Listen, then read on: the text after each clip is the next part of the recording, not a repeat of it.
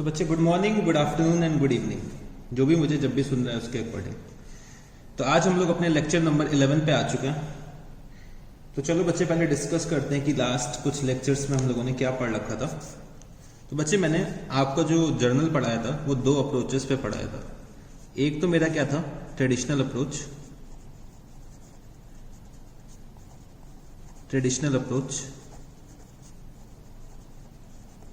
और दूसरा मेरा कौन सा है, मॉडर्न अप्रोच।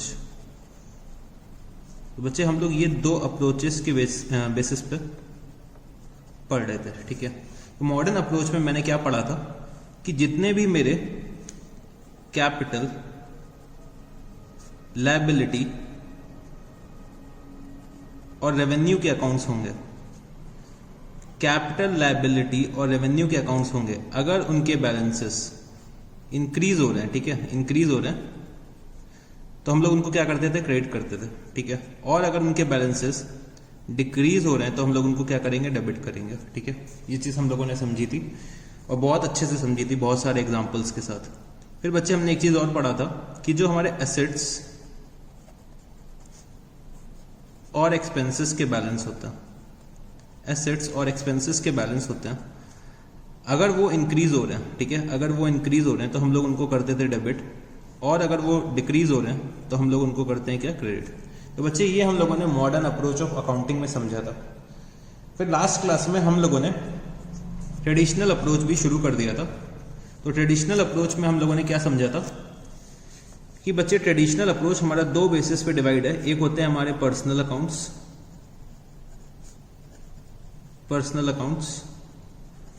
और दूसरे हमारे कौन से होते हैं, इम्पर्सनल अकाउंट्स।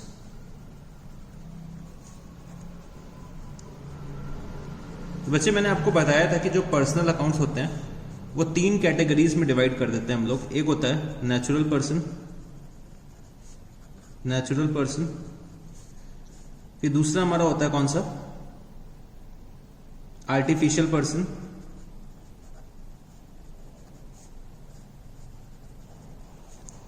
और हमारा होता है रिप्रेजेंटेटिव पर्सनल अकाउंट,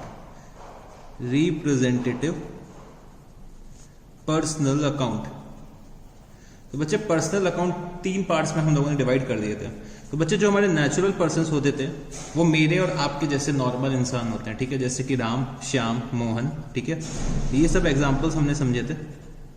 फिर बच्चे जो आर्टिफिशियल पर्सन्स में हमने क्या समझा था, जो हमारे बैंक के अकाउंट्स होते हैं, ठीक है, जो हमारे बैंकिंग कंपनी से रिलेटेड होते हैं, जो हमारी बैंक्स होती हैं, वो सब क्या होती हैं, आर्टिफिशियल पर्सन होती हैं। मोर ओवर बच्चे जो हमारी कंपनीज होती हैं वो भी बच्चे हमारी आर्टिफिशियल पर्सन होती है, क्योंकि वो एक लॉ के अंडर स्टैब्लिश है, ठीक है। जितने भी हमारे बैंक्स, कंपनीज या फिर कुछ और चीजें, कुछ और पर्सन्स जो किसी लॉ के अंडर स्टैब्लिश है, उन्हें हम आर्टिफिशियल पर्सन बोलते हैं। और बच्चे रिप्रेजेंटेटिव पर्सनल के लिए मैंने आपको बताया था जितने भी outstanding, prepaid, accrued, unaccrued, advance, accrued, unaccrued और एडवांसेस के जो बैलेंसेस होते हैं, ठीक है, उनको हम लोग क्या बोल देते थे, रिप्रेजेंटेटिव पर्सनल अकाउंट। फिर बच्चे इम्पर्सनल अकाउंट को हमने दो पार्ट्स में डिवाइड करा था। एक होता था रियल अकाउंट, एक हमारा होता था रियल अकाउंट, और दूसरा हमारा कौन सा होता था, नॉमिनल अकाउंट। एक होता था हमारा रियल अकाउंट और दूसरा होता था नॉमिनल अकाउंट। तो बच्चे रियल अकाउंट के लिए मैंने आपको बताया था कि जितने भी हमारे एसेट्स होते हैं, all assets except bank, all asset except bank and debtors, हमारे कौन से होते हैं, रियल अकाउंट्स होते हैं। तो बच्चे जितने भी मेरे एसेट्स के जो अकाउंट होते हैं, अगर मैं उसमें से बैंक और डेटर्स हटा दूं तो मेरे सारे के सारे एसेट्स कौन से हो जाएंगे, रियल अकाउंट्स हो जाएंगे। फिर बच्चे मैंने नॉमिनल अकाउंट्स के बारे में बताया था कि जो हमारे एक्सपेंसेस और रेवेन्यू के अकाउंट होते हैं, जो हमारे एक्सपेंसेस और रेवेन्यू के अकाउंट होते हैं बिजनेस के, वो हमारे क्या होते हैं, नॉमिनल अकाउंट होते हैं, ठीक है। फिर बच्चे हम लोगों ने पर्सनल, रियल और नॉमिनल के गोल्डन रूल्स ऑफ अकाउंटिंग के बारे में समझा था। तो बच्चे जो मेरा पर्सनल अकाउंट का गोल्डन रूल क्या होता है, पर्सनल अकाउंट का अगर मैं गोल्डन रूल बोलना चाहूँ तो क्या होता है, debit the receiver, comma, credit the giver, debit the receiver, credit the giver. फिर बच्चे हमने रियल अकाउंट का भी समझा था। रियल अकाउंट का क्या समझा था हमने कि debit what comes in and credit what goes out. Debit what comes in and credit what goes out. फिर बच्चे हमने नॉमिनल अकाउंट का भी कुछ समझा था, एक rule, debit all expenses and losses, debit all expenses and losses and credit all incomes and gains. ठीक है, ऑल इनकम्स एंड गेन्स। तो बच्चे ये सब चीजें हम लोगों ने लास्ट क्लासेस में समझ रखी थी। तो बच्चे आज हम लोग इसी को कैरी फॉरवर्ड करेंगे, ट्रेडिशनल अप्रोच को अपने आगे लेकर चलेंगे और कुछ और क्वेश्चंस ट्रेडिशनल अप्रोच के बेसिस पे सॉल्व करेंगे और कोशिश करेंगे आज हमारा जो जर्नल का टॉपिक है आज की क्लास में पूरा का पूरा फिनिश हो जाए। ठीक है, तो आज हमारी जर्नल की हो सकता है लास्ट क्लास हो। तो चलो बच्चे फिर हम लोग क्वेश्चंस को डिस्कस करना शुरू करते हैं अपना ट्रेडिशनल अप्रोच के बेसिस पे। और आज हम लोग प्रॉपर तरीके से पूरे फॉर्मेट में कैसे हमें एग्जाम में सॉल्व करना है वैसे ये करेंगे। ठीक है, तो हमें ट्रेडिशनल अप्रोच और मॉडर्न अप्रोच दोनों ही बहुत अच्छे तरीके से आनी चाहिए। तो मॉडर्न अप्रोच पे तो हम लोग काफ़ी क्वेश्चंस कर चुके हैं, काफ़ी चीज़ें समझ भी चुके हैं। बस ट्रेडिशनल अप्रोच को आज हम लोग फिनिश करके हम लोग नेक्स्ट टॉपिक में चलेंगे। ठीक है, नेक्स्ट टॉपिक हो सकता है आज ही शुरू कर दूँ या फिर नेक्स्ट क्लास में मैं शुरू कर दूंगा। तो जर्नल की मोस्ट प्रोबेबली आज ये लास्ट क्लास होगी। तो चलो बच्चे हम लोग अपना क्वेश्चन नंबर जो डिस्कस करने जा रहे हैं वो है क्वेश्चन नंबर 16। तो क्वेश्चन नंबर 16 आप लोग ओपन कर लीजिए। तो बच्चे क्वेश्चन नंबर 16 में क्या दे रखा हुआ है कि पास journal entries in respect of the following transactions. 2016 Jan 1 purchased goods from Suresh brothers for cash at a list price of ₹20,000 eight a discount of 20% and cash discount of 5%। फिर बच्चे Jan 5 में क्या दे रखा हुआ है कि purchase goods from Mahesh brothers at a list price of ₹8,000 at 20% trade discount. Jan 6 return goods of list price of ₹700 Mahesh brothers as it was defective. Jan 10 goods sold to Ram Babu at a list price of ₹5,000 at a trade of 5%। ठीक है, eight a trade discount होगा। ठीक है, इसको eight a trade discount कर लेना, at a trade discount of 5%। फिर बच्चे Jan 11 क्या होगा, goods sold to Ram Babu at a list price of ₹5,000 at a trade discount of 5%। ठीक है, फिर उसके बाद Jan 11 defective goods of a list price of ₹800 by Ram Babu. ठीक है, defective goods of a list price ₹800 by Ram Babu. I think defective goods को इन्होंने वापस कर रखा है, कुछ क्वेश्चन में आई थिंक लैंग्वेज प्रॉब्लम है। ठीक है, defective goods of a list price ₹800, तो मैं यहाँ लिख सकता हूँ return by Ram Babu, return by Ram Babu. फिर बच्चे Jan 12 sold goods to Dinesh for cash at a list price of ₹2,000 at a trade discount of 5% and cash discount of 1%। फिर बच्चे Jan 21 sold to Mohan at a discount of 6% and cash discount of 1%। Goods of the list price of ₹5,000, he has paid 60% amount in cash। फिर बच्चे Jan 31 purchased goods whose list price is ₹6,000 from Mohanlal at 10% trade discount and 3% cash discount। Cash was paid up to 80% of the amount। ठीक है, cash हमने कितना पे कर दिया, 80% of the amount पे कर दिया। तो चलो बच्चे इस क्वेश्चन को सॉल्व करने की कोशिश करते हैं। ठीक है, तो मेरे साथ क्विकली जर्नल का फॉर्मेट बना लीजिए। जर्नल का फॉर्मेट मैं पहले भी डिस्कस कर चुका हूँ, बिल्कुल एज इट इज रहेगा, कोई फर्क नहीं है इसमें। तो बच्चे मैं लिखता हूँ इन द बुक्स ऑफ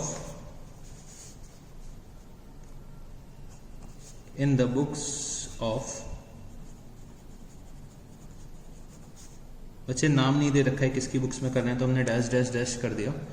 और क्वेश्चन नंबर 16 है और मेरे को क्या करना है, जर्नल एंट्रीज पास करनी है, जर्नल एंट्रीज। ठीक है, क्विकली फॉर्मेट ड्रॉ कर लीजिए। तो बच्चे 2016 Jan 1 क्या दे रखा हुआ है कि purchase goods from Suresh brothers for cash at a list price of ₹20,000 eight a discount of 20% and cash discount of 5%। ठीक है, तो हमने कैश में परचेज कर रखा है। अगर मैं इसको एक वर्किंग नोट में इसको थोड़ा सा इजी कर दूं तो मैं इसको कैसे लिख सकता हूं, यहाँ पे वर्किंग नोट एक ड्रॉ कर लीजिए। वर्किंग नोट में मैं कैसे लिख सकता हूं कि बच्चे मैंने लिस्ट प्राइस क्या थी हमारे गुड्स की, लिस्ट प्राइस दे रखी हुई है 20,000 रुपीज, ठीक है। ये ट्रेड डिस्काउंट दे रखा हुआ है कितना, 20%। तो बच्चे 20,000 का 20% हो जाएगा कितना, 4,000 रुपीज। तो बच्चे मैंने कितने पे परचेज करे गुड्स, 16,000 रुपीज पे गुड्स परचेज कर रखे हैं, ठीक है। उसके बाद मैंने क्या करा, कैश पेमेंट करा, तो मेरे को कैश डिस्काउंट कितने का मिल गया, 5% का मिल गया। तो कैश डिस्काउंट 5% अगर मैं निकालूं तो कितना आएगा, 800 रुपीज का आएगा। तो बच्चे मैंने नेट में पेमेंट जो करा होगा 15,200 का करा होगा, ठीक है। तो ये मेरा क्या हो गया, परचेज प्राइस, और ये मैंने क्या लिख दिया, कैश पेमेंट मैंने कितना करा, 15,200 का करा। अब बच्चे इसको मेरे को क्या करना है, अपनी जर्नल एंट्रीज में लेकर आना है, ठीक है, जर्नल एंट्रीज में लेकर आना है। तो जैसे कि हम लोगों ने पर्सनल अकाउंट के रूल्स पढ़ रखे थे, उसी के बेसिस में हम लोग चलो सॉल्व करने की कोशिश करते हैं। तो बच्चे मेरे कौन कौन से अकाउंट सबसे पहले बताओ यहाँ पे इन्वॉल्व है। एक तो है बच्चे मेरे परचेज का अकाउंट, एक बच्चे होगा मेरा कैश डिस्काउंट, या कह सकता हूं डिस्काउंट अलाउड का, डिस्काउंट रिसीव्ड का अकाउंट, डिस्काउंट रिसीव्ड अकाउंट। और बच्चे मेरा कौन सा होगा, कैश का अकाउंट, क्योंकि मैंने क्या करा, कैश परचेज कर रखा है, ठीक है। तो सुरेश ब्रदर्स का यहाँ पे जो नाम दे रखा हुआ है वो इररेलेवेंट है। तो परचेज अकाउंट जैसे कि मेरा हमारा क्या होता है, नॉमिनल अकाउंट होता है। डिस्काउंट रिसीव का जो हमारा अकाउंट था, वो भी हमारा क्या होता है, नॉमिनल अकाउंट होता है। और बच्चे जो कैश हमारा क्या होता है, बिजनेस का एसेट होता है, तो हमारा क्या होता है, ये रियल अकाउंट होता है, ठीक है बच्चे। मैंने परचेजेस करी बच्चे, परचेजेस करी मतलब debit all expenses and losses, तो मैंने क्या करा, डेबिट कर दिया। डिस्काउंट रिसीव हुआ है तो बच्चे वो मेरे लिए इनकम है, तो credit all incomes and gains. बच्चे मैं क्या करूंगा, credit all incomes and gains. और कैश बच्चे मेरे बिजनेस से जा रहा है तो क्रेडिट व्हाट गोज आउट, ठीक है। तो मैंने अपनी क्या करी, एक रफ जर्नल एंट्री फ्रेम कर ली। और मैं क्या करने जा रहा हूँ, अपने जर्नल एंट्री के फॉर्मेट में इसको लिखने जा रहा हूँ, ठीक है। तो बच्चे मैंने क्या करा, purchase account debit to cash account to discount received account. तो purchase account debit to cash account to discount received account. तो बच्चे परचेज मैंने कितने पे कर रखा था, 16,000 रुपीज पे मैंने परचेज करा, 15,200 का मैंने पेमेंट करा और 800 का मेरे को कैश डिस्काउंट मिल गया। बच्चे मैं यहाँ पे नरेशन लिख सकता हूँ, being purchases made and discount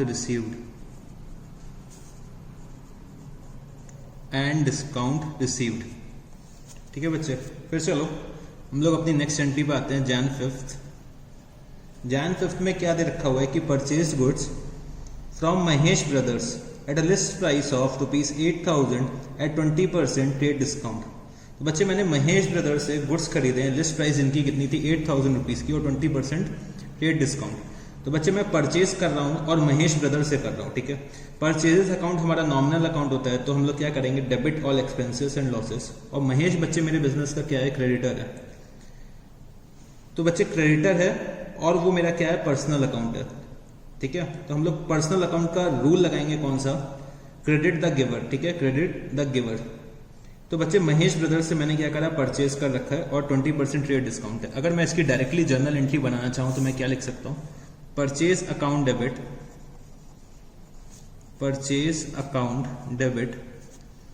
to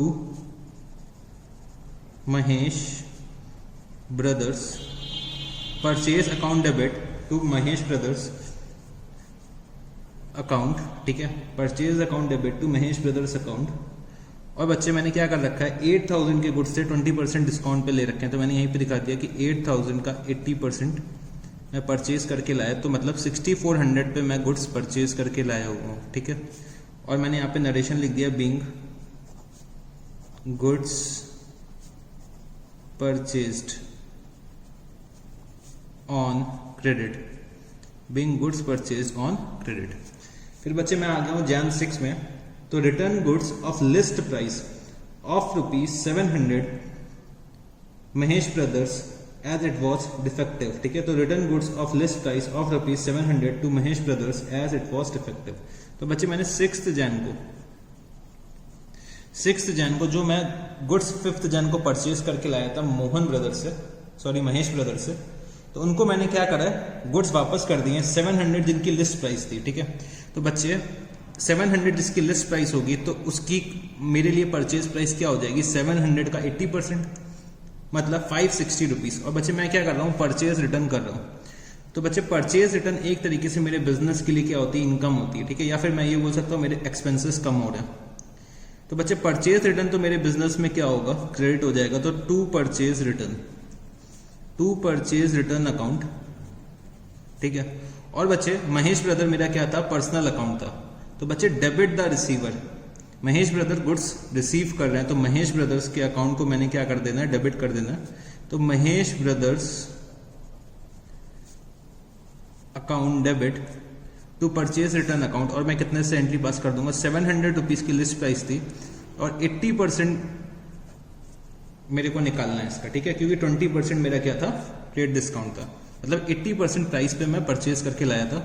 तो बच्चे कितना हो जाएगा प्राइस, ₹560। ठीक है, ₹560 इसका प्राइस निकल के आ जाएगा। और मैं यहाँ पे नरेशन क्या लिख सकता हूँ, बीइंग गुड्स रिटर्न। फिर बच्चे मैं कहाँ पे पहुंच गया हूँ, जैन 10 में, और क्या दे रखा है कि goods sold to Ram Babu at a list price of ₹5,000 at a trade discount of 5%। ठीक है, मैंने गुड्स सेल करें किसको, राम बाबू को सेल करें, जिसकी लिस्ट प्राइस कितनी थी, ₹5,000 थी, और ट्रेड डिस्काउंट कितना, 5%। तो चलो बच्चे इसको भी एक बार मैं डिस्कस कर लेता हूँ। बच्चे मेरे जो गुड्स की लिस्ट प्राइस दे रखी हुई है वो कितनी है, ₹5,000 है। जो गुड्स की लिस्ट प्राइस दे रखी हुई है वो कितनी है, ₹5,000 दे रखी है। और मैंने जो ट्रेड डिस्काउंट राम बाबू को दे रखा है, राम बाबू को ट्रेड डिस्काउंट मैंने कितना दे रखा है, 5% का दिया। तो बच्चे 5% का अगर मैं ट्रेड डिस्काउंट देता हूं तो 5,000 का 5% कितना हो गया, ₹250। तो बच्चे मेरी सेल प्राइस कितनी हो जाएगी, 4750 राम बाबू के लिए हो जाएगी। ठीक है, तो बच्चे मैं क्या कर रहा हूं, सेल का एक तो अकाउंट इन्वॉल्व कर रहा हूं, और बच्चे मैं एक राम बाबू का अकाउंट इन्वॉल्व कर रहा हूं। सेल बच्चे मेरे लिए क्या होता है, एक नॉमिनल अकाउंट होता है, और राम बाबू का क्या होता है मेरे लिए, एक पर्सनल अकाउंट होता है। नॉमिनल और पर्सनल अकाउंट। ठीक है बच्चे, मैं सेल कर रहा हूं तो सेल मेरे बिजनेस की इनकम है, तो credit all income and gains. और बच्चे राम बाबू का पर्सनल अकाउंट है, तो राम बाबू को गुड्स रिसीव हो रहे हैं, तो बच्चे डेबिट द रिसीवर। ठीक है, तो हम लोगों ने यहाँ पे एक जर्नल एंट्री फ्रेम कर ली, और चलो बच्चे हम लोग इसको अपने फॉर्मेट में इनकॉर्पोरेट कर लेते हैं। तो मैं क्या लिख सकता हूं यहाँ पे, Ram Babu account debit to sales account, Ram Babu account debit to sales account, और अमाउंट कितना हो गया 4750 और 4750 बीइंग गुड्स सोल्ड। फिर बच्चे मैं कहां पहुंच गया हूं, जैन 11 में, तो defective goods of a list price of ₹800 return by Ram Babu. तो बच्चे जो मैंने गुड्स सेल करे थे 10th जैन को, तो 11th जैन को राम बाबू ने ₹800 के लिस्ट प्राइस वाले गुड्स मेरे को वापस कर दिया। ₹800 ₹800 के लिस्ट प्राइस वाले गुड्स मेरे को वापस कर दिए क्योंकि वो डिफेक्टिव थे। तो बच्चे मेरे लिए क्या हो रही है, यहाँ पे सेल्स रिटर्न हो रही है, सेल्स रिटर्न होने जा रही है बच्चे मेरे लिए। तो सेल्स रिटर्न अगर मैं बोलूं तो सेल्स रिटर्न मेरे लिए एक तरीके से क्या है, बिजनेस के लिए एक लॉस है। सेल्स रिटर्न बिजनेस के लिए लॉस है, और सेल्स रिटर्न कौन कर रहा है, राम बाबू कर रहा है। सेल्स रिटर्न बिजनेस के लिए लॉस है, और कौन कर रहा है, राम बाबू कर रहा है। तो बच्चे सेल्स रिटर्न मेरा क्या होता है, नॉमिनल अकाउंट होता है, और राम बाबू मेरे लिए क्या था, पर्सनल अकाउंट था। तो बच्चे nominal account debit all expenses and losses. ठीक है, debit all expenses and losses, और राम बाबू जो हमारा है वो पर्सनल अकाउंट है, तो क्रेडिट द गिवर। बच्चे राम बाबू मेरे को गुड्स दे रहा है वापस, तो क्रेडिट द गिवर। और बच्चे मैंने जो गुड्स दे रखे थे उसे 800 लिस्ट प्राइस के थे। ठीक है, 800 की क्या थी, लिस्ट प्राइस थी। तो बच्चे उसके लिए परचेज प्राइस क्या बन गया होगा, 800 का 95%, क्योंकि 5% का मैंने क्या दे रखा था, ट्रेड डिस्काउंट।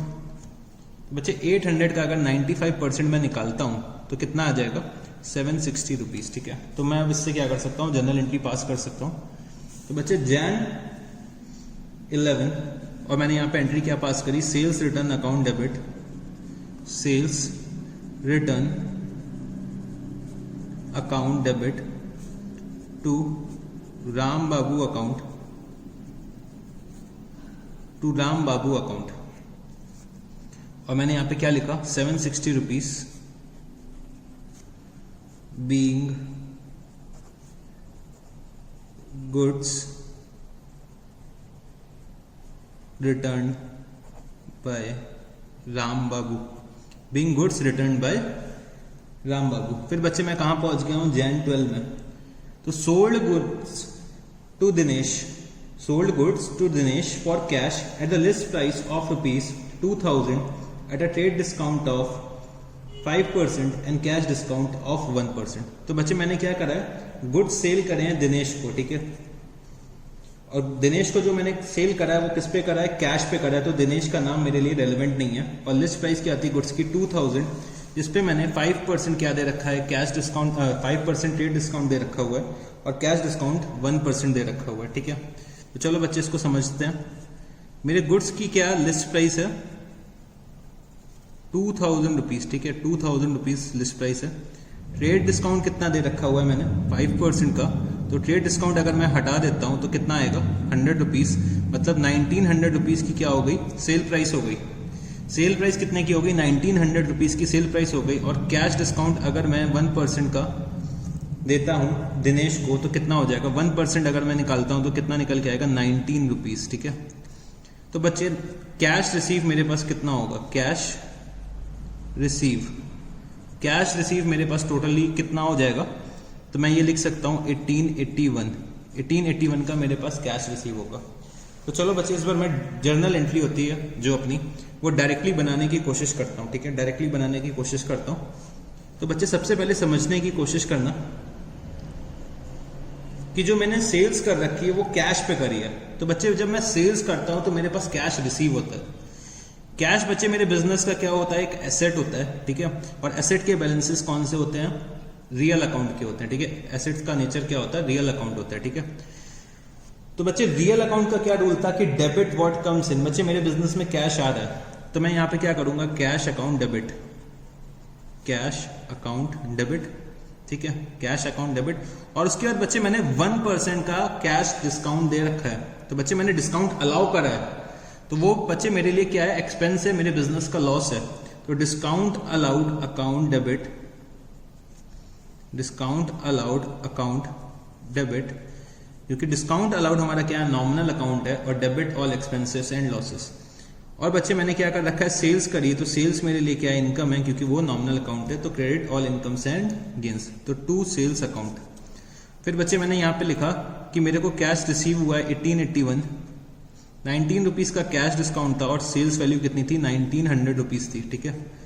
तो मैंने यहाँ पे नरेशन लिखा, बीइंग सेल्स, बीइंग, या तो लिख सकते हैं being cash sales recorded, being cash sales recorded, ठीक है बच्चे। तो हम लोगों ने Jan 12 पे पहुंच चुके हैं। तो बच्चे और आगे बढ़ते हैं अब हम लोग, और हमारे 2 ट्रांजैक्शंस और बचे हुए हैं। तो Jan 21 और Jan 31, ठीक है। तो Jan 21 पहले हम लोग करते हैं, क्योंकि हम लोग हमेशा क्रोनोलॉजिकल ऑर्डर्स में जर्नल एंट्री करते हैं।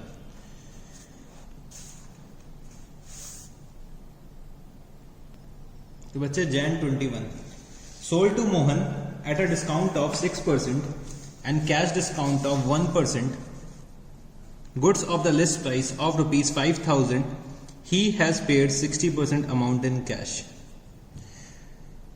तो बच्चे मैंने 6% का ट्रेड डिस्काउंट दे रखा है, 1% का कैश डिस्काउंट दे रखा है, और लिस्ट प्राइस कितनी है, 5000। और जो हमारा मोहन था उन्होंने सिर्फ 60% कैश में पे कर रखा है। तो बच्चे बाकी क्या हो जाएगा, मेरा क्रेडिट पे हो जाएगा। तो चलो बच्चे पहले इस ट्रांजैक्शन को थोड़ा सा एनालाइज कर लेते हैं।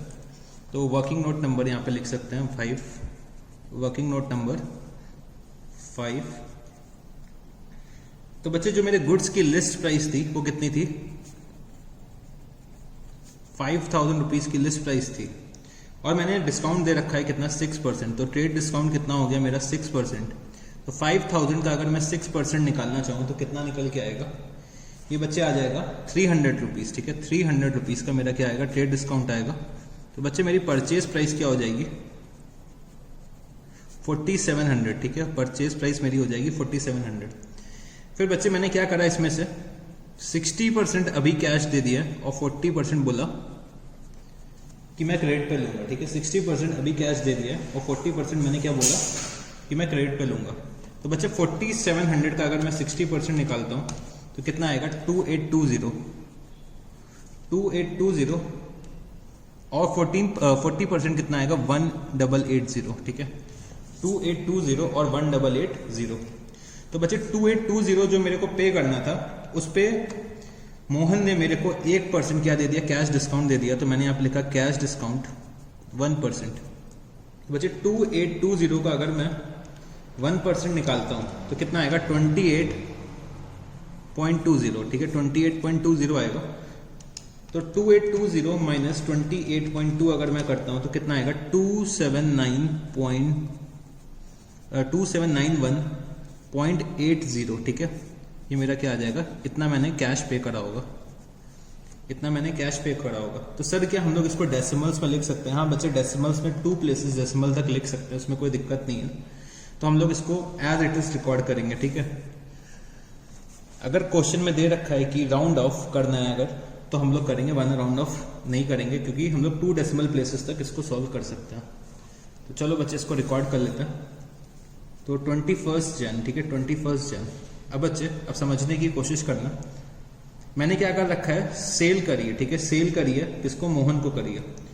तो बच्चे सेल करिए तो मेरे को कुछ कैश रिसीव हुआ है, कैश अकाउंट डेबिट। मैंने क्या करा, कैश के अकाउंट को डेबिट करा। तो कितने से करा, 2791.8, 2791.8। ठीक है, इतना मैंने कैश रिसीव करा है। फिर बच्चे मैंने कुछ डिस्काउंट अलाउ करा है जिसपे मैंने कैश पेमेंट रिसीव करी है। तो डिस्काउंट अलाउड मेरा क्या है, बिजनेस का एक्सपेंस है, तो मैं भी इसको क्या करूंगा, डेबिट कर दूंगा। तो discount allowed account debit 28.20, discount allowed के अकाउंट को मैं क्या करूंगा, डेबिट करूंगा 28.20 से। बच्चे जो रिमेनिंग सेल्स है वो मैंने मोहन को किस पे करी है, क्रेडिट पे करी है। तो मोहन अकाउंट डेबिट, और कितनी क्रेडिट पे कर रखी है बच्चे मैंने, 1880। ठीक है, तो डेबिट द रिसीवर, क्योंकि वो हमारा पर्सनल अकाउंट है। और बच्चे मैंने क्या कर रखा है, सेल्स करी है। तो सेल्स क्या हो जाएगा, क्रेडिट हो जाएगी। और सेल्स मैंने टोटल कितने की कर रखी है, 4770। तो बच्चे यहाँ पे चेक करना होगा, जो हमारा डेबिट का टोटल है वो हमारे क्रेडिट के इक्वल आना चाहिए, जो हमारे डबल एंट्री सिस्टम का रूल होता है। ठीक है, तो सबसे अच्छी बात डबल एंट्री सिस्टम की यही है कि हमारे डेबिट का हमेशा टोटल क्रेडिट के इक्वल होगा, तो कभी भी हमारी जनरल एंट्री गलत नहीं हो सकती। ठीक है, तो मैंने यहाँ पे नरेशन लिखा, being goods sold to Mohan partly in cash and credit, partly in cash and credit. उसके बाद बच्चे हम लोग अपने कहां पे आ गए, लास्ट ट्रांजैक्शन पे, जनवरी 31। जनवरी 31 को क्या दे रखा हुआ है कि purchase goods whose list price is ₹6000 from Mohanlal at 10% trade discount and 3% cash discount. Cash was paid up to the 80% of the amount. ठीक है, cash was paid up to 80% of the amount. तो बच्चे ये भी सिमिलर सा transaction है। पहले मैं क्या कर रहा था, सेल कर रहा था, अब मैं क्या कर रहा हूँ, परचेज कर रहा हूँ। तो बच्चे लिस्ट प्राइस कितनी दे रखी हुई है, लिस्ट प्राइस जो दे रखी हुई है हमें क्वेश्चन में 6000 रुपीज की दे रखी है। उसके बाद ट्रेड डिस्काउंट कितना है, 10% का है, तो 10% मैंने यहाँ ट्रेड डिस्काउंट लिखा 600 रुपीज का। तो बच्चे कितना अमाउंट बचा, 5400। 5400 पे बच्चे मैंने 80% का पेमेंट कर दिया है अभी, और 20% मैंने बोला कि बाद में करूंगा। 80% का पेमेंट मैंने अभी कर दिया और 20% मैंने बोला बाद में करूंगा। तो बच्चे 5400 का अगर मैं 80% निकालना चाहूँ तो कितना आएगा, 4320। ठीक है, 4320 और 20% कितना आ जाएगा, 1080। ठीक है, आप लोग प्लीज कैलकुलेटर साथ में लेकर बैठा करिए और मेरे से फास्ट कैलकुलेशन आपको करना है। ठीक है, तो बच्चे मैंने इसको डिवाइड कर लिया 5400 को, और इतना मेरे को कैश पे करना था। तो कैश पे करने पे मेरे को 3% कैश डिस्काउंट मिल रहा है। तो बच्चे मैंने कैश डिस्काउंट काटा अपना 3% और रिमेनिंग पेमेंट कर दिया। तो 4320 का अगर मैं 3% निकालूं तो कितना आएगा 129.60। और बच्चे नेट में मैंने कितना पे करा होगा, तो मैंने यहाँ लिखा कैश पेड अगर मैं निकालता हूं तो कितना आएगा 4190.40। ठीक है, इतना मैंने क्या करा होगा, कैश पे करा होगा। तो बच्चे मेरी नेट परचेजेस कितनी है 5400 की, उसमें से मैंने 4320 कैश पे करा और 1080 क्रेडिट पे करा। अब बच्चे मेरे को क्या करना है, सिर्फ एक जनरल एंट्री पास कर दी है। तो हम लोग डायरेक्टली भी अब जनरल एंट्री पास कर सकते हैं, क्योंकि अब हम लोग बड़े हो चुके हैं और हम लोगों ने जनरल एंट्रीज पास करना सीख लिया। तो बच्चे सबसे पहले ये हमारा समझना पड़ेगा कि जो हमने करी है वो परचेज करी है। परचेजेस बच्चे हमारी क्या होती है, डेबिट होती है, क्योंकि वो हमारे बिजनेस के एक्सपेंसेस होते हैं। तो परचेजेस अकाउंट डेबिट मैंने यहाँ पे कर दिया। ठीक है, परचेजेस अकाउंट डेबिट कर दिया। और बच्चे जो मैंने परचेज करी है कुछ कैश में करी है, तो टू कैश अकाउंट। और बच्चे जब मैं कैश पे करने गया तो मेरे को कुछ डिस्काउंट भी रिसीव हुआ है। तो डिस्काउंट रिसीव बच्चे मेरे लिए इनकम है, तो credit all incomes and gains to to discount receive. और बच्चे कुछ मैंने क्या कर रखा है, क्रेडिट पे परचेज करी, तो किससे क्रेडिट पे परचेज कर रखी है, मोहनलाल से, तो टू मोहनलाल अकाउंट। ठीक है, और मैंने यहाँ पे ब्रैकेट में क्या लिखा, बीइंग गुड्स परचेज्ड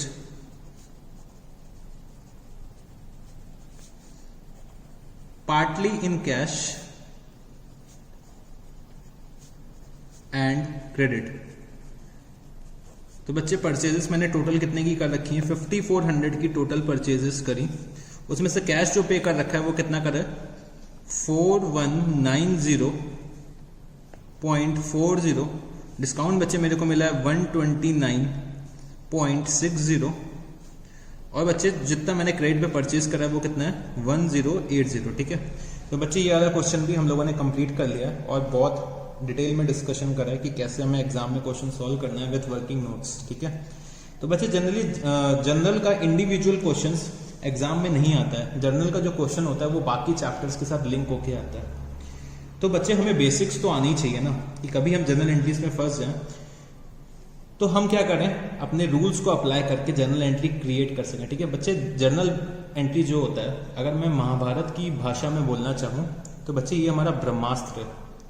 कभी भी हमें क्वेश्चन कोई ना समझ में आए, तो कभी भी कोई पॉइंट हमें ना समझ में आए तो हमें क्या करना है, उसकी जनरल एंट्री बनानी है। अगर बच्चे मैं जनरल एंट्री बना लेता हूँ ना, तो उस क्वेश्चन को कहीं भी सॉल्व कर सकता हूँ। किसी भी जगह पे अगर मैं फंस रहा हूँ तो मैंने उसको क्या करना है, ट्रांजैक्शन की जनरल एंट्री बना लेनी है। जनरल एंट्री बन गई तो मेरे को पता है कौन सा अकाउंट डेबिट करना है, कौन सा अकाउंट क्रेडिट करना है। ठीक है बच्चे, तो चलो फिर हम लोग अपने नेक्स्ट क्वेश्चन की तरफ बढ़ते हैं। तो बच्चे नेक्स्ट क्वेश्चन पे आने से पहले हमें एक टॉपिक को समझना है जिसका नाम क्या है, ओपनिंग एंट्रीज। ठीक है, ओपनिंग एंट्रीज हमें कैसे पास करनी होती हैं वो हमें समझने की ज़रूरत है। ठीक है, बस इसमें मैं थोड़ा सा कॉन्सेप्ट डिस्कस कर रहा हूँ मैं, उसके बाद मैं एक क्वेश्चन कराऊंगा तो आपको सब कुछ समझ में आ जाएगा। ठीक है, तो चलो बच्चे समझने की कोशिश करो। मेरा जो अकाउंटिंग ईयर होता है वो होता है 1 अप्रैल से लेके 31 मार्च तक। मेरा जो अकाउंटिंग ईयर होता है वो कब से कब होता है, 1 अप्रैल से 31 मार्च। बच्चे जब 31 मार्च को मैं अपने बुक्स ऑफ अकाउंट्स क्लोज करता हूं और बैलेंस शीट और प्रॉफिट एंड लॉस अकाउंट बना लेता हूं। ठीक है, मैं 31 मार्च को अपने बुक्स ऑफ अकाउंट्स क्लोज करता हूं और बैलेंस शीट और प्रॉफिट एंड लॉस अकाउंट बनाता हूं। ठीक है, फिर बच्चे क्या करता हूं, जब 31 मार्च कंप्लीट हो जाती है तो फिर से मैं क्या आता हूं, नेक्स्ट ईयर में आता हूं। वो कौन सा होता है, 1 अप्रैल से फिर से शुरू हो जाता है। अब बच्चे 1 अप्रैल से जब नया अकाउंटिंग ईयर यहाँ पे शुरू हो रहा है तो बच्चे 31 मार्च के जो मेरे बैलेंसेस आ रहे होंगे, जो मेरे क्लोजिंग बैलेंसेस आ रहे होंगे लेजर अकाउंट्स में,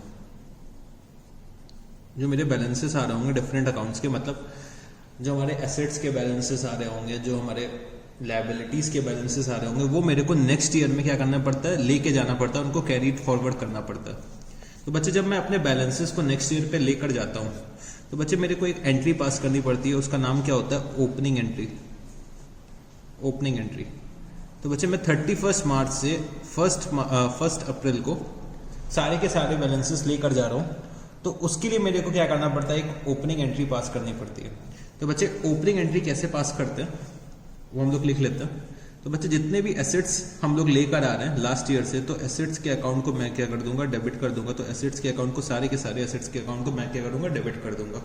फिर बच्चे जितनी भी मेरी लायबिलिटीज होंगी, जितनी भी मेरी लायबिलिटीज होंगी उनको मैं क्या करूंगा, क्रेडिट कर दूंगा। जितने मेरे एसेट्स होते हैं उनको मैं क्या करूंगा, डेबिट करूंगा, और जितनी मेरी लायबिलिटीज होती है मैं उनको क्रेडिट करूंगा। और जनरली आपसे जो कैपिटल पूछा जाएगा वो एज अ बैलेंसिंग फिगर पूछा जाएगा। कैपिटल जो जनरली होता है वो कैसे पूछा जाएगा, एज अ बैलेंसिंग फिगर। मतलब एसेट्स और लायबिलिटीज के बीच का डिफरेंस क्या होगा, कैपिटल होगा। तो बच्चे हमें क्या करना होगा, ओपनिंग कैपिटल फाइंड आउट करना होगा, और एक हमें क्या पास करनी होगी, ओपनिंग एंट्री पास करनी होगी। तो उससे रिलेटेड एक क्वेश्चन दे रखा हुआ है, वो हम लोग चलो सॉल्व करते हैं। तो क्वेश्चन क्या दे रखा हुआ है, on 1 April 2019 the position of Rahman was as follows. Cash in hand कितना था, 11,200, cash at bank 2,57,600, bills receivable 68,800, और जयराम का डेबिट बैलेंस है ₹16,000, राम कुमार का डेबिट बैलेंस है 48,080। तो बच्चे ये हमारे बिजनेस के डेटर्स हो सकते हैं, ठीक है। Office furniture 52,800, stock and trade ₹4,16,000, Daulat Ram का क्रेडिट बैलेंस है कितना, 1,74,720, हरी राम का क्रेडिट बैलेंस है 2,16,960, bills payable 80,000। What was the amount of capital of Rahman on that date, pass journal entry to open his books. ठीक है, तो हमें रहमान की बुक्स में एक ओपनिंग एंट्री पास करनी है। तो ये हमारा क्वेश्चन नंबर 20 है। तो चलो बच्चे क्विकली हम लोग ये क्वेश्चन को सॉल्व कर लेते हैं। तो क्वेश्चन नंबर 20, तो इन the books of Rahman, in the books of Rahman journal entries particulars, LF number, debit rupees और क्रेडिट रुपीस। ठीक है, तो ये क्वेश्चन हमें क्या करना है, सॉल्व करना है। तो मैंने क्विकली एक फॉर्मेट ड्रॉ कर लिया।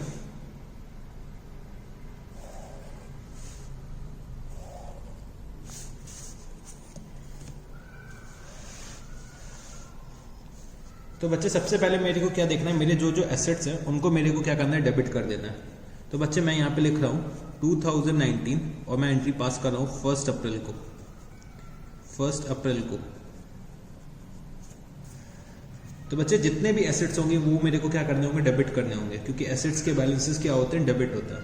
तो मैंने यहाँ पे क्या लिखा, cash in hand account debit, cash in hand account debit. फिर मैंने लिखा cash at bank account debit. फिर बच्चे मैंने लिखा bills receivable account debit, bills receivable account debit. Jairam account debit, क्योंकि इसका क्या है, डेबिट बैलेंस है। Ram Kumar account debit. फिर बच्चे मेरे ऑफिस फर्नीचर का अकाउंट क्या कर दूंगा, डेबिट कर दूंगा, office furniture account debit. Stock in trade account debit. तो बच्चे इतने मेरे क्या थे, डेबिट बैलेंसेस थे, इतने मेरे एसेट्स के अकाउंट दे रखे हुए हैं। इसके बाद बच्चे मैंने क्या करा, अपनी लायबिलिटीज को रिकॉर्ड कर लिया। तो मेरी लायबिलिटीज कौन कौन सी हैं, दौलत राम अकाउंट को क्रेडिट कर दिया मैंने, हरी राम के अकाउंट को मैंने क्या करा, यहाँ पे क्रेडिट कर दिया, हरी राम अकाउंट को भी मैंने क्या करा, यहाँ पे क्रेडिट कर दिया। फिर बच्चे मैंने अपना बिल्स पेबल का जो अकाउंट है वो भी यहाँ पे क्रिएट कर दिया। तो बच्चे अब मैंने क्या करा, सारे के सारे फिगर्स लिखना शुरू करिए। ठीक है, कैश इन हैंड मेरा कितना था, 11,200। फिर बच्चे कैश एट बैंक कितना आ जाएगा, 2,57,600। बिल्स रिसीवेबल 68,800, फिर बच्चे जयराम का है 16,000, राम कुमार का है 48,080, ऑफिस फर्नीचर 52,800 और स्टॉक इन ट्रेड है कितना 4,16,000 का। ठीक है, उसके बाद लाइबिलिटीज के बैलेंस क्या क्या दे रखे हैं 1,74,720, हरिराम का है 2,16,960 और बिल्स पेबल का कितना है 80,000 रुपीज है। ठीक है, और बच्चे जो मेरा कैपिटल निकलेगा यहाँ पे वो ऐसा क्या होगा, बैलेंसिंग फिगर होगा। तो मैंने यहाँ लिखा टू कैपिटल अकाउंट और बैलेंसिंग फिगर। तो बच्चे मैं क्या करूंगा, अपने कैपिटल के बैलेंस निकालने के लिए ये मैं सारे के सारे डेबिट्स का टोटल करूंगा और क्रेडिट के टोटल से माइनस कर दूंगा, तो मेरा कैपिटल क्या आ जाएगा, ऐसा बैलेंसिंग फिगर आ जाएगा।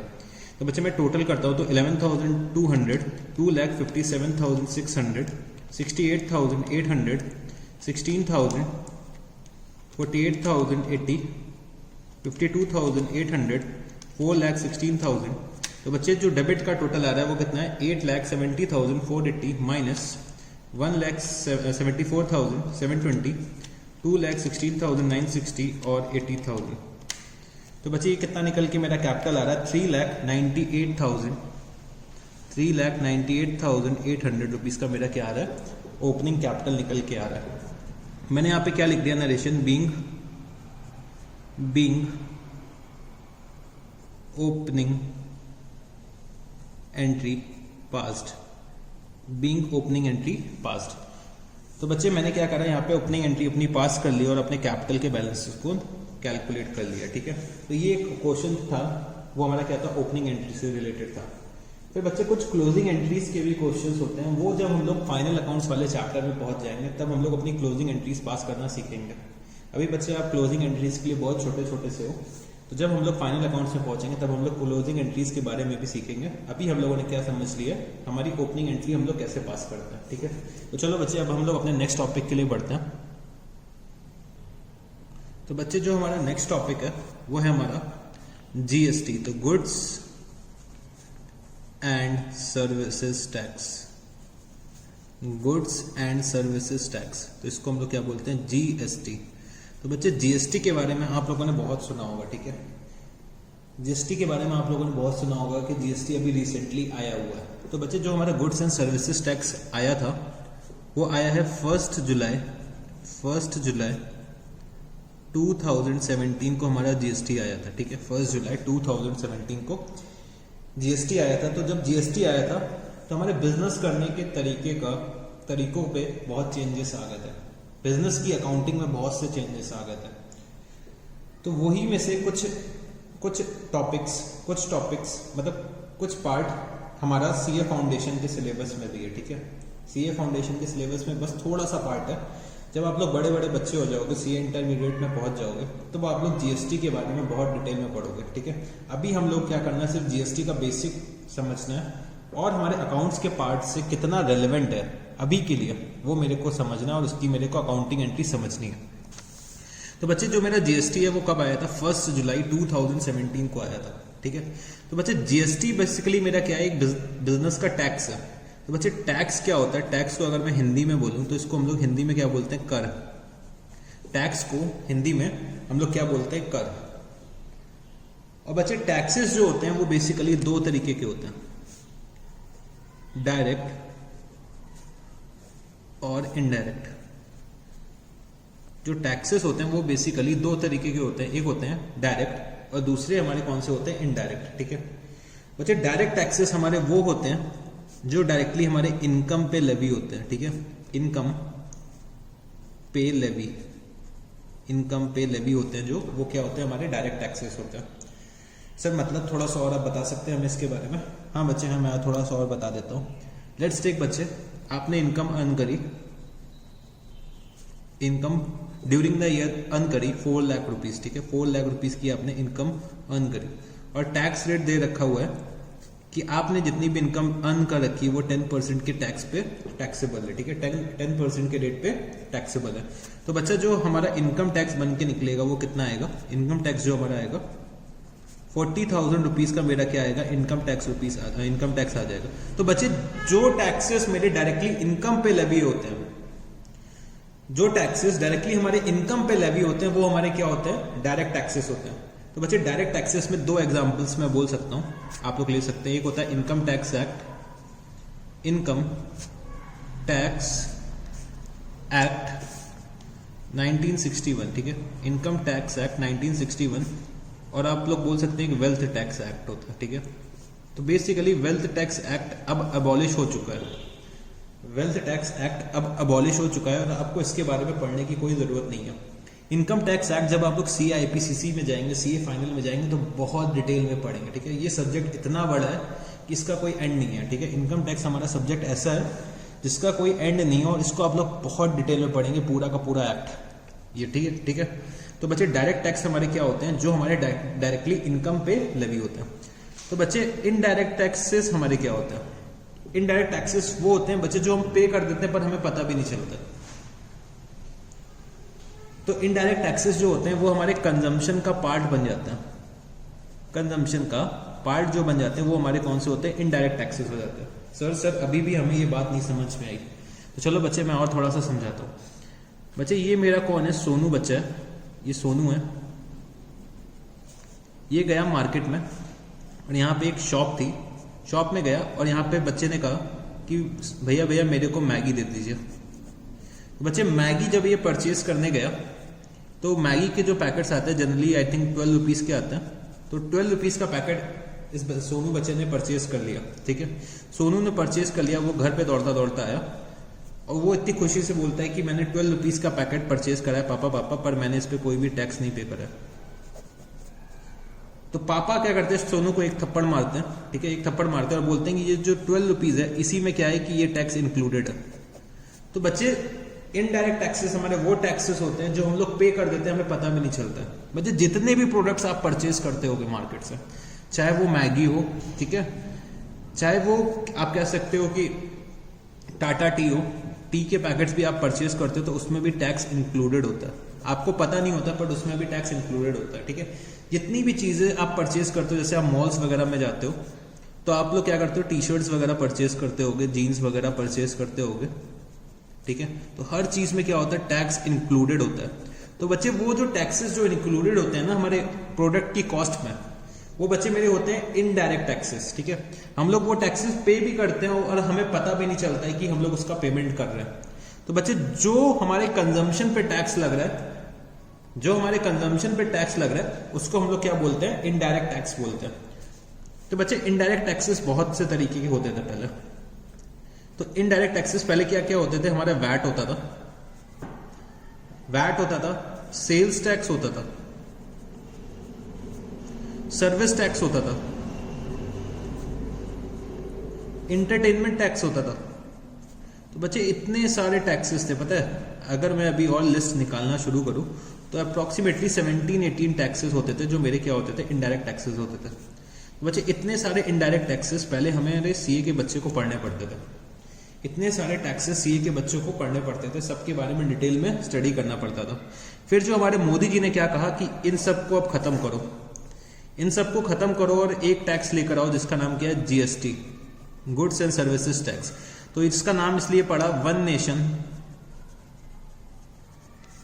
One tax, one nation one tax, इसलिए इसको GST बोला जाता है, ठीक है, GST one nation one tax. तो इतने सारे टैक्सेस को खत्म करके एक नया टैक्स लाया गया जिसका नाम क्या पड़ा, गुड्स एंड सर्विसेज टैक्स, ठीक है। तो अब जब आप लोग कोई भी चीज मार्केट से परचेज करोगे, पहले क्या होता था, आपने देखा होगा कि वैट वगैरह लग के आता था प्रोडक्ट के कॉस्ट में। जब आप लोगों ने कभी बिल चेक करा, ठीक है, नहीं करा आज तक बिल कभी चेक, तो आज जाके घर पे जरूर चेक करना, कुछ ना कुछ आपने परचेज करा होगा रिसेंटली, तो एक बार बिल देखना कि बिल में GST ऑलरेडी इंक्लूडेड होगा, ठीक है। तो जो हमारा कंजम्पशन पे टैक्स पे कर रहे हैं वो हमारा क्या होता है, इनडायरेक्ट टैक्स होता है। तो GST भी हमारा क्या है, एक तरीके से इनडायरेक्ट टैक्स है। और बच्चे ये आप लोग बहुत डिटेल में पढ़ने वाले हो CA IPCC और CA फाइनल पे, ठीक है। अभी बस हमें अकाउंटिंग के पर्सपेक्टिव से थोड़ा सा समझना है कि कितना हमारे फाउंडेशन सिलेबस के लिए रेलेवेंट है। तो बच्चे GST लाया गया, तो सर क्या पूरी तरीके से VAT, sales, service tax, entertainment tax सब कुछ खत्म हो गया?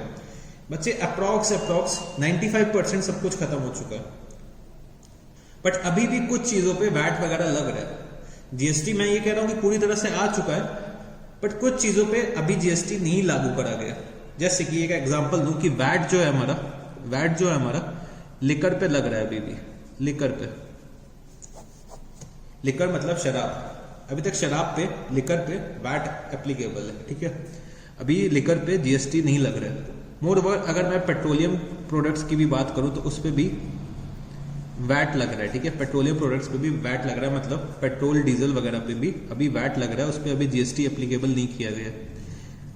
और ये मेरे को नहीं पता कि कब एप्लीकेबल किया जाएगा, ठीक है। तो ये सब प्रोडक्ट्स अभी भी ऐसे कुछ हैं जिनमें अभी भी वैट एप्लीकेबल हो रहा है, और मोस्ट ऑफ द प्रोडक्ट्स में जीएसटी एप्लीकेबल होना शुरू हो चुका है, ठीक है।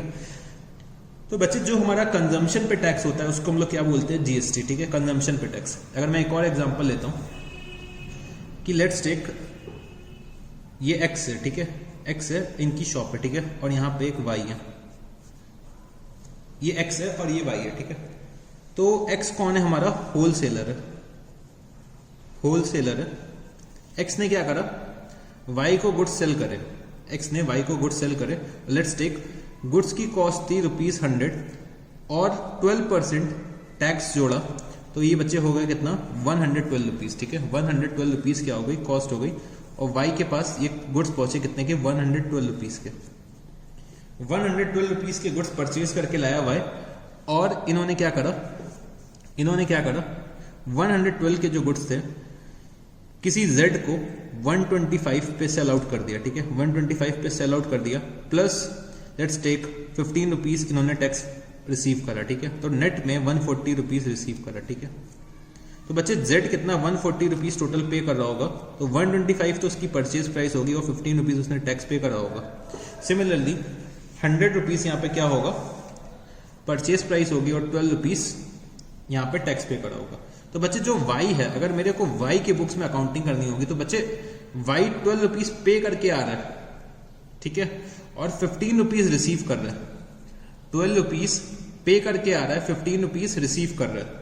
तो बच्चे ₹12 तो वो ऑलरेडी पे कर चुका है, और 15 रिसीव करे हैं, तो मतलब 15 - 12 करूंगा तो 3 अभी वाई को और पे करना है, ठीक है। तो बच्चे हमारा जो गुड्स की प्राइस इंक्रीज होती चली जाती है, ठीक है। जितने भी मल्टीपल चेन्स इन्वॉल्व होंगे तो हमारे क्या होगा, गुड्स की प्राइस इंक्रीज होती चली जाएगी, ठीक है। तो उतने ज्यादा लोग उसी गुड्स पे जीएसटी चार्ज करते जाएंगे जब तक जेड जो हमारा फाइनल कंज्यूमर था। तो बच्चे ये मेरा लास्ट पॉइंट होता है, अल्टीमेट कंजम्पशन पॉइंट होता है। मतलब एक गुड्स पे मैक्सिमम मैं ₹15 जीएसटी चार्ज कर चुका हूं, ठीक है, ₹15 मैक्सिमम जीएसटी चार्ज हुआ है, और वो डिफरेंट फॉर्म्स में है। मतलब ₹12 जो है वाई ने एक्स को पे करा है, ठीक है, वाई ने एक्स को पे करा है, तो एक्स ये क्या करेगा, गवर्नमेंट को ₹12 देगा, और जो बैलेंसिंग ₹3 है तो ₹3 वाई गवर्नमेंट को देगा। तो गवर्नमेंट को तो टोटल 15 ही मिलेगा, ठीक है, गवर्नमेंट को टोटल ₹15 ही मिलेगा। और किस फॉर्म से मिल रहा है कि ₹12 एक्स पे करेगा, वाई कितना पे करेगा, ₹3 पे करेगा, ठीक है। तो बच्चे जो हमारा इनडायरेक्ट टैक्सेस होते हैं, इनडायरेक्ट टैक्सेस क्या होते हैं, इनडायरेक्ट टैक्सेस का जो बर्डन होता है वो अल्टीमेट कंज्यूमर को बियर करना पड़ता है। तो आप लोग चाहो तो यहाँ पे लिख सकते हो, कि इनडायरेक्ट टैक्सेस का जो बर्डन होता है, burden borne by the ultimate consumer,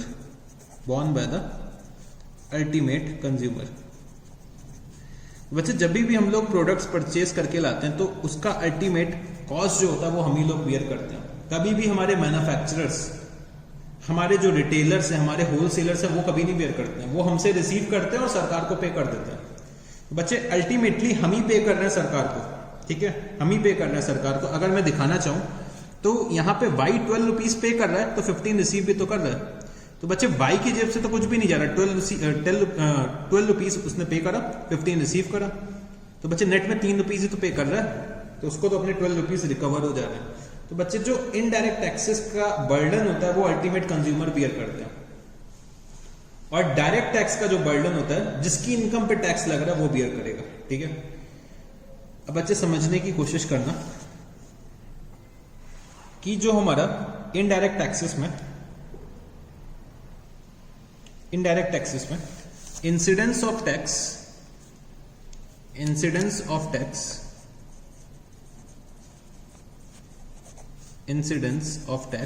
and payment is born by different persons. Sir इसका क्या मतलब हुआ बच्चे? इंसिडेंस ऑफ टैक्स, टैक्स कहां कहां पे लेवी हो रहा है? तो बच्चे जब एक्स सेल कर रहा है तब भी लेवी हो रहा है, वाई सेल कर रहा है तब भी लेवी कर रहा है, ठीक है। तो बच्चे इंसिडेंस ऑफ टैक्स तो अलग अलग पॉइंट में अकर हो रहा है, बट बच्चे बियर अल्टीमेटली कौन कर रहा है? हमारा जेड कर रहा है, ठीक है। हमारा जेड क्या कर रहा है? अल्टीमेटली टैक्स को बियर कर रहा है। तो incidence of tax and payment is born by the different person, ठीक है। इंसिडेंस ऑफ टैक्स कहां पे हो रहा है? एक्स और वाई के स्पॉट पे हो रहा है, बट बर्डन कौन बियर कर रहा है? जेड बियर कर रहा है। बट बच्चे जो डायरेक्ट टैक्सेस हमारे होते हैं, incidence and burden is borne by the same person. Incidence and burden is borne by the same person. Sir इसका क्या मतलब हुआ बच्चे? जिसकी इनकम पे टैक्स लगा उसी को पे करना है। अगर एक्स की इनकम पे टैक्स लग रहा है तो एक्स पे करेगा, वाई की इनकम पे टैक्स लग रहा है तो वाई पे करेगा। तो बच्चे यहाँ पे जो टैक्स बन रहा है वो मेरी इनकम पे बन रहा है तो मैं टैक्स पे करूंगा। अगर वाई की इनकम पे टैक्स बन रहा है तो वाई पे करेगा। वो अपना बर्डन किसी और पे शिफ्ट नहीं कर सकता। इनडायरेक्ट टैक्सेस में हम अपना बर्डन अल्टीमेट कंज्यूमर पे शिफ्ट कर सकते हैं, बट डायरेक्ट टैक्सेस में हम अपना बर्डन किसी और पर्सन पे शिफ्ट नहीं कर सकते, ठीक है। तो बच्चे इतना सफिशिएंट था हमारा डायरेक्ट और इनडायरेक्ट टैक्स का डिस्कशन। अब चलो बच्चे थोड़ा सा अकाउंटिंग के पर्सपेक्टिव से हम लोग आते हैं, ठीक है। हम लोग अकाउंटिंग के पर्सपेक्टिव से आते हैं और एक और एग्जाम्पल लेते हैं, ठीक है। तो बच्चे अब थोड़ा सा सीरियस हो जाना, मैं थोड़ी सी इंपॉर्टेंट बात करने जा रहा हूँ, तो थोड़ा सा कंसंट्रेशन अपना इंक्रीज करना, ठीक है। तो बच्चे ये मेरा बिजनेस है, ठीक है, और मेरा बिजनेस कहाँ पे है? कानपुर में। मेरा बिजनेस है और ये मेरा बिजनेस कहाँ पे है? कानपुर में, ठीक है। और मेरा एक कस्टमर है, ठीक है, या कह सकता हूँ कि मेरा एक सप्लायर है, ठीक है। यहाँ पे ये मेरा एक सप्लायर है, इसको मैं सप्लायर लिख देता हूँ। ये मेरा कौन है? सप्लायर है, ठीक है। तो ये जो सप्लायर है वो है लखनऊ में, मैं कानपुर में हूं और मेरा जो सप्लायर है वो लखनऊ में है, ठीक है। मैंने अपने सप्लायर से कुछ गुड्स परचेज करे, मैंने अपने सप्लायर से कुछ गुड्स परचेज करे, और लेट्स टेक मैंने जो गुड्स परचेज करे वो 10,000 रुपीज के परचेज करे, ठीक है। मैंने जो गुड्स परचेज करे वो कितने? 10,000 रुपीज के परचेज करे। और बच्चे उस पर जो जीएसटी एप्लीकेबल था, जीएसटी एप्लीकेबल था वो था 18%, ठीक है। जीएसटी का जो रेट दे रखा था वो कितना था? 18% था। उसके बाद मैंने क्या करा? फिर से गुड्स परचेज करे, मैंने फिर से गुड्स परचेज करे, और इस बार गुड्स परचेज करें दिल्ली से परचेज करे, ठीक है। और ये जो मेरा सप्लायर था, तो जो मैंने दिल्ली से गुड्स परचेज करें, लेट्स टेक मैंने जो गुड्स परचेज करें वो कितने के परचेज करें? 20,000 रुपीज के परचेज करें, और जीएसटी कितना था? 18% था, ठीक है। फिर से जीएसटी 18% था। अब बच्चे क्वेश्चन क्या कहता है इस सिचुएशन में? जर्नलाइज।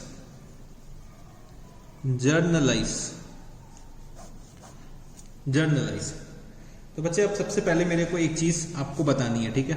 जब भी हम लोग गुड्स परचेज और सेल, जब भी हम लोग गुड्स परचेज और sale within the state करते हैं, विद इन द स्टेट अगर हम लोग विद इन द स्टेट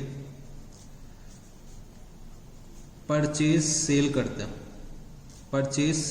हैं, अगर विद इन द स्टेट हम लोग परचेज सेल करते हैं, इसको हम लोग बोल लेते हैं इंट्रा स्टेट परचेज बोलते हैं। इंट्रा स्टेट परचेज या सेल बोल सकते हैं, इंट्रा स्टेट परचेज या सेल बोल सकते हैं। और उस केस में बच्चे हमारा जो एप्लीकेबल होगा वो क्या होगा? CGST और SGST एप्लीकेबल होगा, CGST और SGST एप्लीकेबल होगा।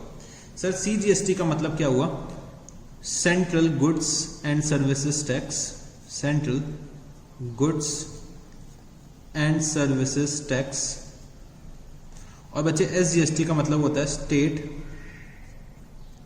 गुड्स एंड सर्विसेज टैक्स, ठीक है, state goods and services tax.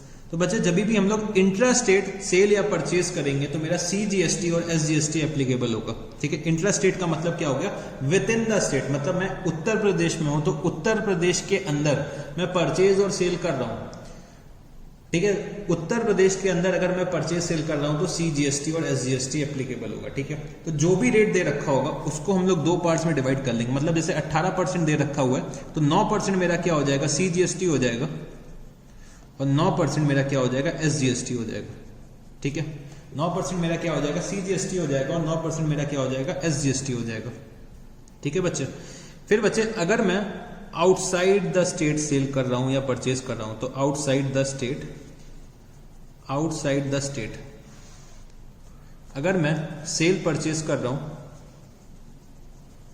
Outside the state अगर मैं परचेज सेल कर रहा हूं तो बच्चे वो उसको मैं बोलूंगा इंटर स्टेट सेल या परचेज, ठीक है। इंटर स्टेट सेल या परचेज मैं इसको बोल सकता हूं। और बच्चे जब भी मैं इंटर स्टेट सेल या परचेज करूंगा तब मेरा कौन सा एप्लीकेबल होगा, IGST एप्लीकेबल होगा। तो IGST सर क्या होता है, integrated goods and services tax, integrated goods and services tax. तो बच्चे हमेशा याद रखना इंटर स्टेट पे IGST एप्लीकेबल होगा। तो बच्चे सिर्फ एक सिंगल टैक्स एप्लीकेबल होगा, तो IGST का कितना परसेंट हो जाएगा, 18% हो जाएगा, जो हम लोगों का अबव एग्जाम्पल है, ठीक है। और बच्चे अगर मैं with in the state purchase करता हूं तो इंट्रा स्टेट परचेज सेल हो जाएगा और CGST और SGST एप्लीकेबल हो जाएगा। हमें फिर से याद रखना है कि विद इन द स्टेट हमें क्या करना है, CGST और SGST का एप्लीकेशन करना है, और आउटसाइड द स्टेट हमें क्या करना है, IGST का एप्लीकेशन करना है। सर ये CGST और SGST with in the state क्यों होता है और IGST आउटसाइड द स्टेट क्यों होता है? बच्चे जब आप लोग CIPCC में पहुंच जाओगे तब आपको ये सब चीजें पता चल जाएंगी। अभी के लिए बस आपको इतना मालूम होना चाहिए कि with in the state CGST और SGST एप्लीकेबल होगा विद इन द स्टेट, और आउटसाइड द स्टेट क्या एप्लीकेबल होगा, IGST एप्लीकेबल होगा, ठीक है। और इसका जो हम लोग मीनिंग है, मतलब इसका मतलब ये क्यों ऐसा हो रहा है, वो हम लोग जब CIPCC में GST का पूरा एक्ट पढ़ेंगे तब हमें समझ में आ जाएगा, ठीक है। अभी के लिए आपके लिए इतना रेलिवेंट है, वो चीज़ अभी आपके लिए रेलिवेंट नहीं है। वो चाहूँ तो मैं अभी बता सकता हूँ, बट अभी आपके लिए वो चीज़ रेलिवेंट नहीं है, वो चीज़ आपके लिए बहुत ज़्यादा हो जाएगी, ठीक है। तो चलो बच्चे अब हम लोग अपने क्वेश्चन को सॉल्व करते हैं, ठीक है। तो सबसे पहले समझना बच्चे, जो मैंने परचेज कर रखी है 10,000 रुपीज़ की, ठीक है, 10,000 रुपीज़ की जो परचेज करी है लखनऊ से, तो बच्चे लखनऊ जो है वो मेरा उत्तर प्रदेश में आता है। देखो मेरे लिए एक तो मैं काउंट करा जाऊंगा और दूसरा कौन काउंट करा जाएगा, मेरा सप्लायर काउंट करा जाएगा। तो बच्चे अगर दोनों लोगों को सेम स्टेट में होना जरूरी है, अगर दोनों लोग सेम स्टेट में नहीं है तो वो बच्चे IGST का ट्रांजैक्शन हो जाएगा। तो यहां पे देखो कानपुर और लखनऊ दोनों के दोनों कहां पे फॉल करते हैं, उत्तर प्रदेश में आ जाते हैं, उत्तर प्रदेश में आ जाते हैं। तो बच्चे ये मेरा क्या हो गया, intra state sale and purchase होगा, intra state sale and purchase होगा। तो बच्चे मेरे को क्या एप्लीकेशन करना है यहाँ पे, CGST और SGST का। मेरे को किस चीज का एप्लीकेशन करना है, CGST और SGST का। और बच्चे जो कानपुर और दिल्ली है बच्चे दोनों अलग अलग स्टेट है, दोनों अलग अलग स्टेट हो गए। तो बच्चे यहाँ पे क्या एप्लीकेशन हो जाएगा, IGST का, क्योंकि ये इंटर स्टेट सेल और परचेज है, ठीक है। तो सबसे पहले चीज हमें आइडेंटिफाई करनी होगी किसी भी क्वेश्चंस में, जो हमारा बायर और सेलर है सेम स्टेट में लोकेटेड है या फिर डिफरेंट स्टेट में लोकेटेड है। अगर सेम स्टेट में है तो CGST और SGST, और अगर डिफरेंट स्टेट में है तो IGST, ठीक है। अब मैं इसको क्या करता हूँ, जर्नलाइज करने जा रहा हूँ। तो बच्चे जो जर्नलाइज करने के लिए मेरे को समझना पड़ेगा कि बच्चे मैं क्या कर रहा हूँ, परचेज कर रहा हूँ। तो परचेजेस तो नॉर्मली क्या होगा, डेबिट करेंगे हम लोग, क्योंकि वो हमारा क्या होता है, एक्सपेंस होता है। तो एक्सपेंसेस अगर इंक्रीज होते हैं तो हम लोग क्या करते हैं, डेबिट करते हैं। तो मैंने यहाँ पे लिखा purchases account debit, purchases account debit. बच्चे मैंने परचेजेस कितने की कर रखी है, 10,000 रुपीज की परचेज कर रखी है, ठीक है। 10,000 रुपीज की मैंने क्या कर रखी है, परचेज कर रखी है। और बच्चे मैंने क्या करा, जब मैं परचेज करके लाया था तो मैंने 18% GST पे करा। तो बच्चे 18% GST मैंने पे करा, किसको पे करा, अपने सप्लायर को, ठीक है। तो मैं ये मान लेता हूं कि जो ये मेरी परचेज है वो मैं क्रेडिट पे परचेज कर रहा हूं, ठीक है। अब बच्चे मैं GST पे कर रहा हूं, ठीक है, GST सप्लायर को पे कर रहा हूं। तो मैं क्या एंट्री पास करूंगा, input CGST account debit, input CGST account debit. बच्चे मैं पे करके ला रहा हूं तो मतलब गुड्स परचेज करके लाया हूं। तो बच्चे जब भी मैं गुड्स परचेज करता हूँ, ठीक है, जब भी मैं एक्सपेंसेस इनकर करता हूँ और उस पे जो जीएसटी लेवी होता है तो मैं उसके साथ साथ एक वर्ड इंक्लूड कर देता हूँ इनपुट।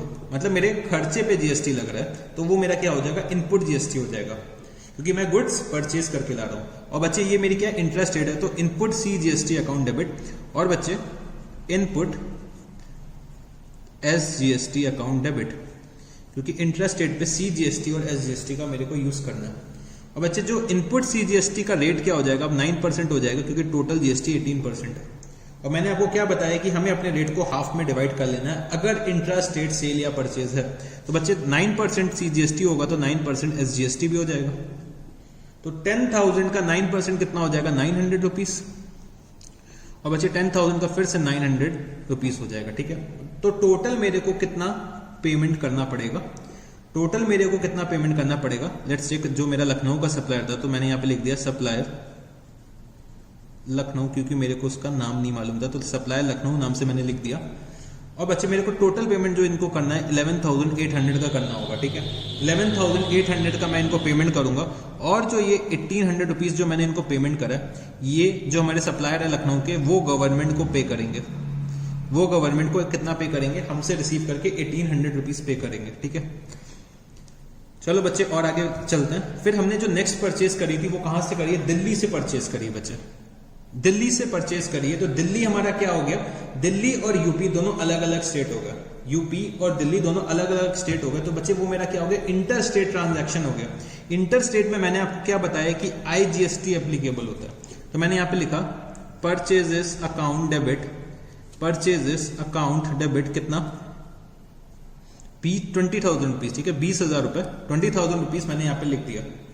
और बच्चे मैंने आपको क्या बताया था कि इंटर स्टेट पे आईजीएसटी का यूज करते हैं। तो इनपुट आईजीएसटी अकाउंट 18% से मैं क्या करूंगा, डेबिट कर दूंगा। तो कितना हो जाएगा, 20,000 का 18% अगर मैं निकालता हूं तो 3,600। और मैंने यहां पे लिख दिया सप्लायर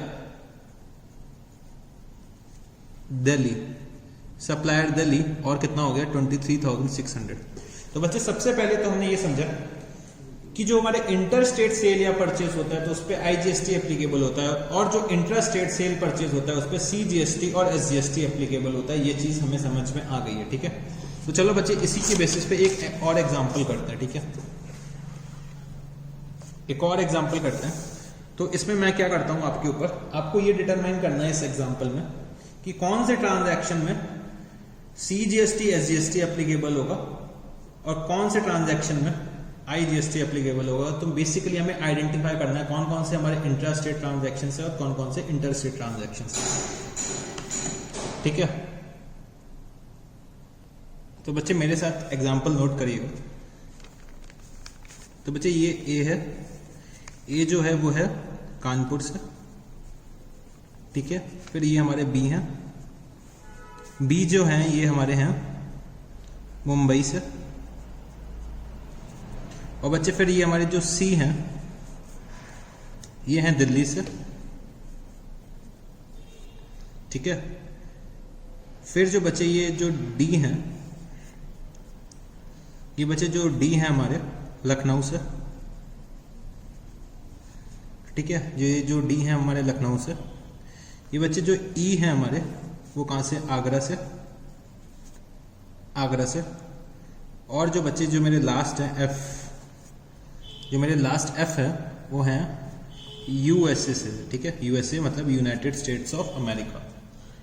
अब बच्चे समझने की कोशिश करना, मैं जो यहाँ पे कानपुर में बैठा था मैंने क्या करा, गुड्स अपने कानपुर से मुंबई सेल आउट करे, ठीक है। फिर जो बच्चे मुंबई का जो बी था उसने सेम गुड्स सी को सेल आउट कर दिए जो कि दिल्ली में था। और बच्चे सी ने डी को सेल कर दिए जो कहां पे थे, लखनऊ पे। और बच्चे डी ने ई को सेल कर दिया जो कहां पे थे, आगरा पे। और बच्चे ई ने एफ को सेल कर दिया जो कहां पे थे, यूएसए पे थे, ठीक है। अब बच्चे इस क्वेश्चन में आइडेंटिफाई करना है, आइडेंटिफाई करना है कौन कौन से इंट्रा स्टेट ट्रांजैक्शन है, इंट्रा स्टेट ट्रांजैक्शन है एंड इंटर स्टेट ट्रांजैक्शन है। Identify intra state and inter state. तो चलो बच्चे इसको सॉल्व करते हैं, इससे आपके सारे के सारे डाउट्स दूर हो जाएंगे इस एग्जांपल से। तो बच्चे ए ने बी को बेचा, तो ए बच्चे कहां पे है, कानपुर में, मतलब कानपुर इज यूपी, ठीक है, कानपुर कहां पे है, यूपी पे, और बी मुंबई कहां पे है, महाराष्ट्र में, महाराष्ट्र में। तो बच्चे ए ने बी को गुड्स सेल करा होगा, तो बच्चे ये कौन सा होगा, इंटर स्टेट ट्रांजैक्शन हो गया होगा, इंटर स्टेट ट्रांजैक्शन हो गया होगा, क्योंकि यूपी और महाराष्ट्र अलग अलग स्टेट है। तो बच्चे यहाँ पे IGST एप्लीकेबल हो जाएगा।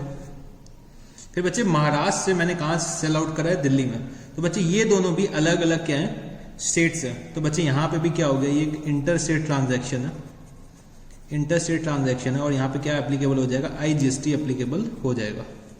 फिर बच्चे सी ने डी को सेल करा, तो डी कहाँ पे है, लखनऊ में, तो बच्चे लखनऊ कहाँ पे आता है, यूपी में, तो बच्चे ये भी क्या हो जाएगा, हमारा क्या हो जाएगा, इंटर स्टेट ट्रांजैक्शन हो जाएगा, इंटर स्टेट ट्रांजैक्शन हो जाएगा, और IGST एप्लीकेबल हो जाएगा। फिर बच्चे डी ने ई को सेल करा है, डी ने ई को सेल करा है, तो बच्चे आगरा में ई बैठा हुआ है, तो आगरा कहाँ पे है, यूपी में, तो बच्चे अब की बार क्या हो जाएगा, ये इंट्रा स्टेट ट्रांजैक्शन हो जाएगा, क्योंकि लखनऊ और यूपी दोनों ही कहाँ पे हैं, लखनऊ और आगरा दोनों ही कहाँ पे हैं, यूपी में। तो बच्चे ये क्या हो गया, इंट्रा स्टेट ट्रांजैक्शन हो गया, और यहाँ पे क्या एप्लीकेबल हो जाएगा, CGST एंड SGST एप्लीकेबल हो जाएगा। फिर बच्चे ई ने गुड्स सेल आउट करे कहाँ, USA में, USA में, तो बच्चे ई तो मेरा कहाँ पे, यूपी में, USA क्या होगी, डिफरेंट कंट्री होगी।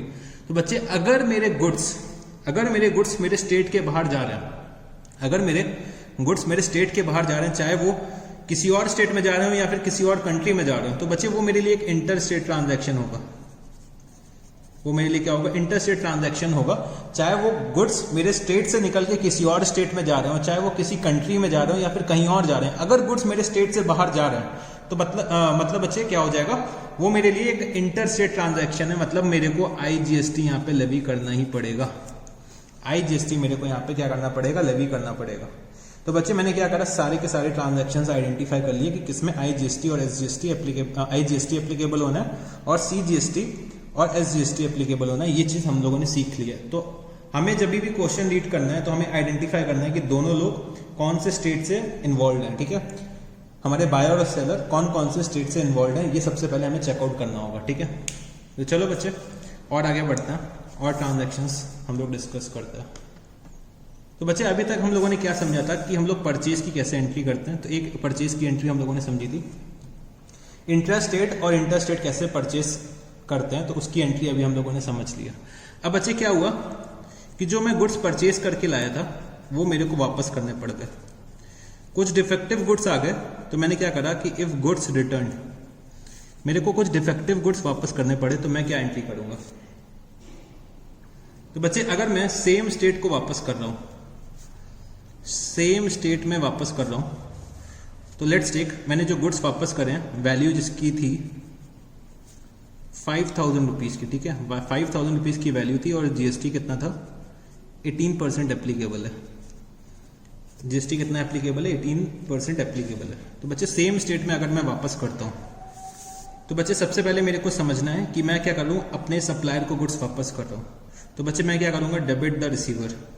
तो जैसे कि मेरे सप्लायर का नाम लेट्स टेक, चलो मैं सप्लायर ही लिख लेता हूं, ठीक है, supplier account debit, supplier account debit, और बच्चे मैं गुड्स क्या कर रहा हूं, रिटर्न कर रहा हूं, तो मेरी क्या हो जाएगी, परचेज रिटर्न टू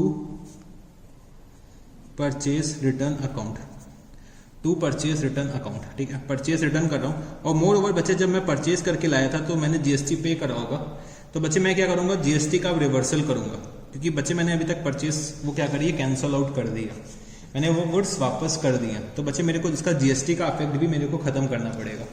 तो बच्चे सेम स्टेट से मैंने परचेज करा है, तो सेम स्टेट के केस में हम क्या करते थे, इनपुट CGST अकाउंट को मैंने क्या करा, क्रेडिट कर दिया, और इनपुट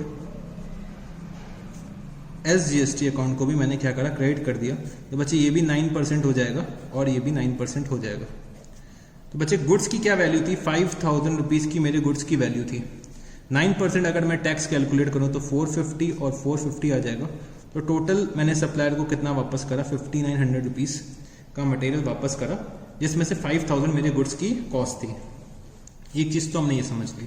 अगर बच्चे डिफरेंट स्टेट से होते, डिफरेंट स्टेट से अगर दोनों लोग होते तब हम लोग क्या एंट्री पास करते हैं यहां पे, सप्लायर अकाउंट डेबिट टू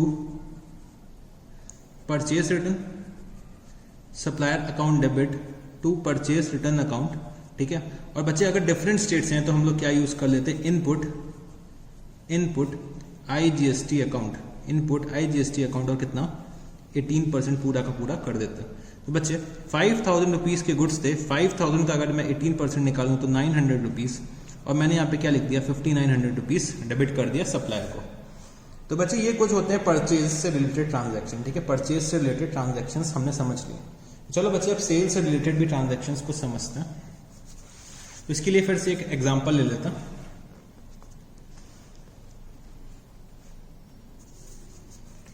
तो बच्चे ये कौन है, मेरा राम है। तो राम ने क्या करा, राम ने लक्ष्मण को सेल करी, तो लक्ष्मण कहां पे थे, राम चलो मैं ले लेता हूं अयोध्या से थे, और बच्चे लक्ष्मण जो थे वो थे लखनऊ से, ठीक है। और इन्होंने, राम ने जो सेल करी है वो कितने की करी है, 15,000 रुपीज की सेल करी है, ठीक है, जिसपे जीएसटी एप्लीकेबल कितना था, जीएसटी कितना था 18% था, ठीक है। राम ने जो सेल करी है लक्ष्मण को, तो 15,000 रुपीज की सेल करी है और जीएसटी कितना था 18% था, ठीक है। फिर राम ने कुछ सेल भरत को भी करी है, और भरत जो हमारे थे वो कहां से थे, भरत जो हमारे थे वो थे लेट्स टेक पटना से, ठीक है। और जो भरत को सेल करी है वो कितने की करी है, 10,000 रुपीज की सेल करी है, जिस पे जीएसटी कितना एप्लीकेबल है 18%, ठीक है। जीएसटी कितना एप्लीकेबल है 18%। तो अब चलो बच्चे इसको हमें क्या करना है, जर्नलाइज करना है, ठीक है। इस ट्रांजैक्शन को मेरे को क्या करना है, जर्नलाइज करना है।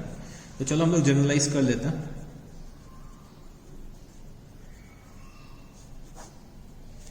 तो सबसे पहले बच्चे मैं क्या करता हूँ, सेम स्टेट की बात करता हूँ। सेम स्टेट में कौन कौन लोग इन्वॉल्व हैं ये मेरे को मालूम होना चाहिए। तो राम और लक्ष्मण अयोध्या और लखनऊ दोनों ही कहाँ पे हैं, यूपी में, ठीक है। दोनों ही कहाँ पे हैं, यूपी में। तो बच्चे यहाँ पे क्या एप्लीकेबल होगा, CGST और SGST। और बच्चे मैं क्या कर रहा हूँ, सेल कर रहा हूँ। तो लक्ष्मण को सेल करी, तो बच्चे लक्ष्मण क्या हो गया, मेरा डेटर्स हो गए। अगर डेटर्स इंक्रीज होते हैं तो बच्चे क्या करते हैं, हम डेबिट करते हैं, ठीक है, क्योंकि डेटर्स हमारे बिजनेस के क्या होते हैं, एसेट्स होते हैं। अगर मैं मॉडर्न अप्रोच के अकॉर्डिंग चलूँ, या फिर डेबिट द रिसीवर भी मैं कर सकता हूँ। तो लक्ष्मण अकाउंट डेबिट, लक्ष्मण के अकाउंट को मैंने डेबिट कर दिया। फिर बच्चे मैंने क्या करी, लक्ष्मण को सेल्स करी है, तो मैंने क्या यहाँ पे लिखा, टू सेल्स अकाउंट। बच्चे मैंने सेल्स कितने की करी है, 15,000 रुपीज की मैंने सेल करी है, ठीक है।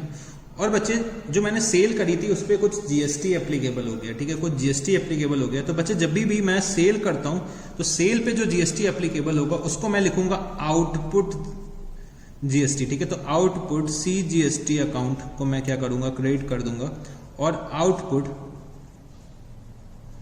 SGST अकाउंट को मैं क्या कर दूंगा, क्रेडिट कर दूंगा, और दोनों कितना हो जाएगा, 9% ईच हो जाएगा, 9% ईच।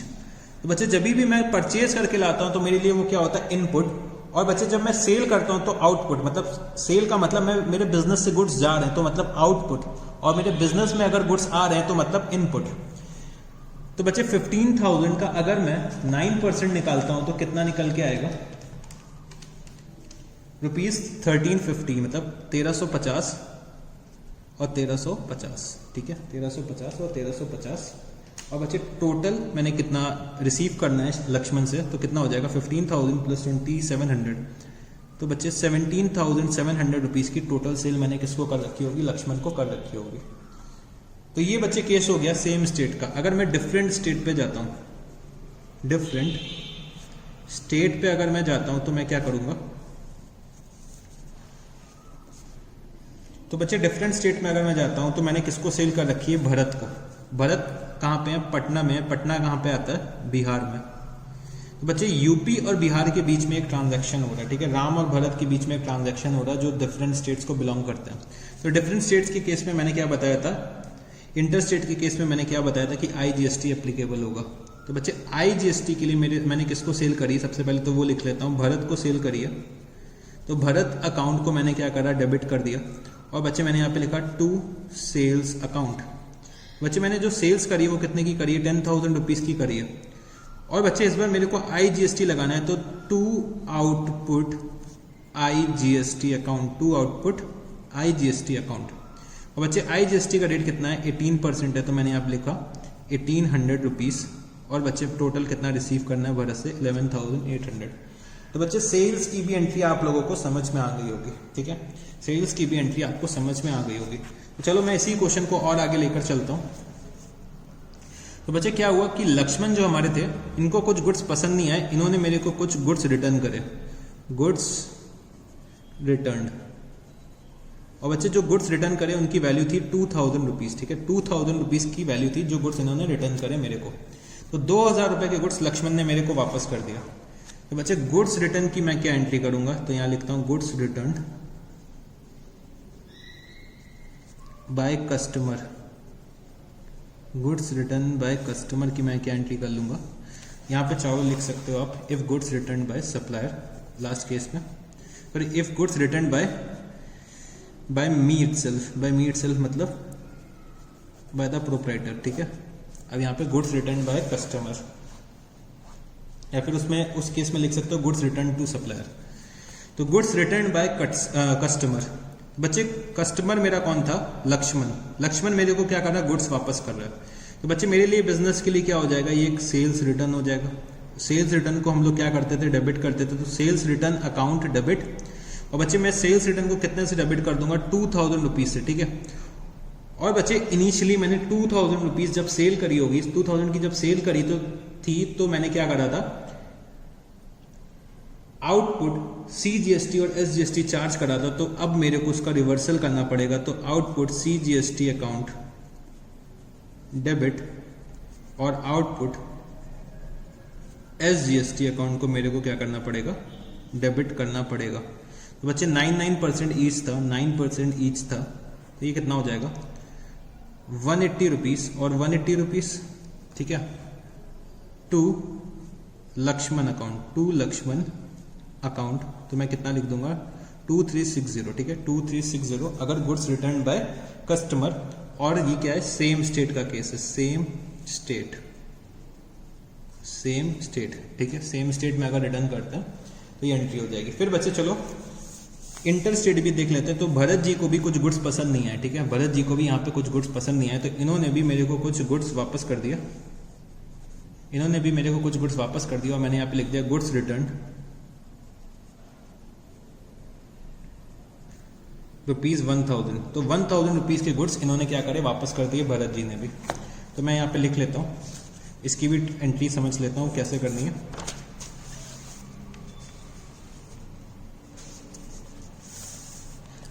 तो डिफरेंट स्टेट,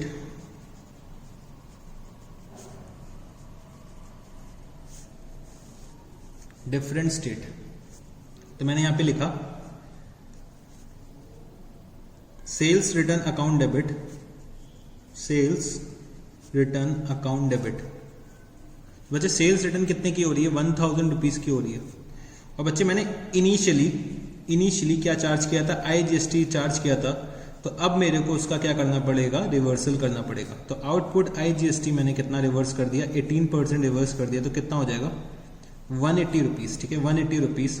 और बच्चे सेल्स रिटर्न किसने करी है, हमारे भरत जी ने, ठीक है, भरत जी ने जो सेल्स रिटर्न करी वो कितनी करी है, तो 1180, ठीक है, 1180 रुपीज़ से मैंने क्या करा, ये एंट्री पास कर दी, ठीक है। तो मैंने क्या करा, आपसे परचेज से रिलेटेड, सेल्स से रिलेटेड, परचेज रिटर्न और सेल्स रिटर्न से रिलेटेड एंट्रीज डिस्कस कर ली हैं जो कि GST से रिलेटेड थी, ठीक है।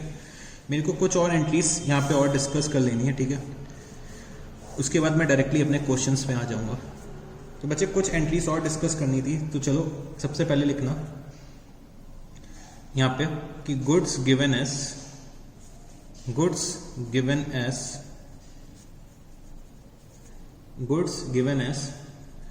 यहाँ पे लिख लेते हैं चैरिटी, फ्री सैंपल्स और drawings. Goods given S charity, free samples और ड्राइंग्स। तो बच्चे अगर जीएसटी एप्लीकेबल हो रहा है और मैं क्या कर रहा हूँ, गुड्स को एज अ चैरिटी दे दे रहा हूँ या फिर फ्री सैंपल्स के तरीके में दे दे रहा हूँ एडवर्टाइजमेंट पर्पज से, या फिर मैं उसको घर लेकर चले जा रहा हूँ एज अ ड्राइंग, तो बच्चे मेरे को क्या क्या एंट्री पास करनी होगी वो हमें समझना है। तो सबसे पहले बच्चे मैंने क्या करा, गुड्स गिवन एज चैरिटी। तो चैरिटी बच्चे बिजनेस का मेरा एक एक्सपेंस होता है, तो मैंने यहाँ पे क्या डेबिट करा, चैरिटी अकाउंट डेबिट। चैरिटी के अकाउंट को मैंने क्या करा, डेबिट कर दिया, क्योंकि चैरिटी मेरे बिजनेस का क्या है, एक्सपेंस है। फिर बच्चे मेरे बिजनेस से गुड्स जा रहे हैं, तो मतलब टू परचेजेस अकाउंट मैं क्या क्रिएट करूंगा, टू परचेजेस अकाउंट। और बच्चे जब मैंने परचेजेस करी थी तो मैंने किस पर्पज से करी थी कि मैं उसको सेल करूंगा, बट बच्चे मैं क्या कर रहा हूं, उसको एज अ चैरिटी दे रहा हूं, तो उसका जो IGST मैंने क्लेम ले रखा होगा वो भी मैं क्या करूंगा, अपने एक्सपेंसेस में लिख दूंगा। तो टू इनपुट IGST मैं यहाँ पे लिख दूंगा, ठीक है। अगर CGST है तो मैं यहाँ पे CGST भी लिख दूंगा, और अगर SGST है तो SGST भी अलग से मैं लिख सकता हूँ, ठीक है। तो ये मेरी एक एंट्री बनेगी, ठीक है। फिर बच्चे मैंने जब फ्री सैंपल्स की तरह दे रखे हैं गुड्स, तो बच्चे मेरा एक्सपेंस है, तो advertisement account debit to purchases account, क्योंकि मेरे बिजनेस से क्या जा रहे हैं, गुड्स जा रहे हैं, परचेजेस अकाउंट। और बच्चे मैंने यहाँ पे लिखा टू इनपुट IGST, अगर IGST तो IGST, otherwise CGST and SGST, ठीक है। तो मैं ये एंट्री पास कर सकता हूँ। मेरे को अपने टैक्स जो हमने पे कर रखा है वो हमें अपने एक्सपेंसेस का पार्ट बनाना पड़ेगा। फिर बच्चे मैंने क्या करा, ड्राइंग्स करके मैं गुड्स घर लेकर चला गया। बच्चे मैं ये क्या लिखूंगा, drawings account debit, drawings account debit to purchases account, क्योंकि परचेजेस मैं क्या करूंगा, क्रेडिट करूंगा। मेरे बिजनेस से क्या कर रहा हूँ, मेरे बिजनेस से गुड्स जा रहे हैं, तो टू परचेजेस अकाउंट। और बच्चे जो मैंने GST का क्रेडिट ले रखा था, मतलब GST जो मैंने चार्ज कर रखा था उसका मेरे को अब रिवर्सल करना पड़ेगा, और उसको मेरे को अपना कॉस्ट का पार्ट बनाना पड़ेगा, ड्राइंग्स का पार्ट बनाना पड़ेगा। तो बच्चे मैं यहाँ पे क्या लिखूंगा, टू इनपुट IGST, अगर IGST एप्लीकेबल है, अदरवाइज CGST एंड SGST। तो बच्चे मैंने यहाँ पे एक बात समझी कि अगर मैं अपने गुड्स को other than the purpose of trading use करता हूँ, अगर मैं अपने गुड्स को other than the purpose of trading use कर रहा हूँ, तो मेरे को उसका GST का पेमेंट जो मैं करके आ रहा हूँ उसका भी मेरे को रिवर्सल करना पड़ेगा, जितने भी अमाउंट का मैंने परचेजेस कर रखा है, जितने भी अमाउंट का गुड्स मैंने परचेज करा, तो उससे रिलेटेड जितना भी GST होगा वो भी मेरे को रिवर्स करना पड़ेगा, ठीक है। इससे मैंने एक बात ये समझ ली है, ठीक है।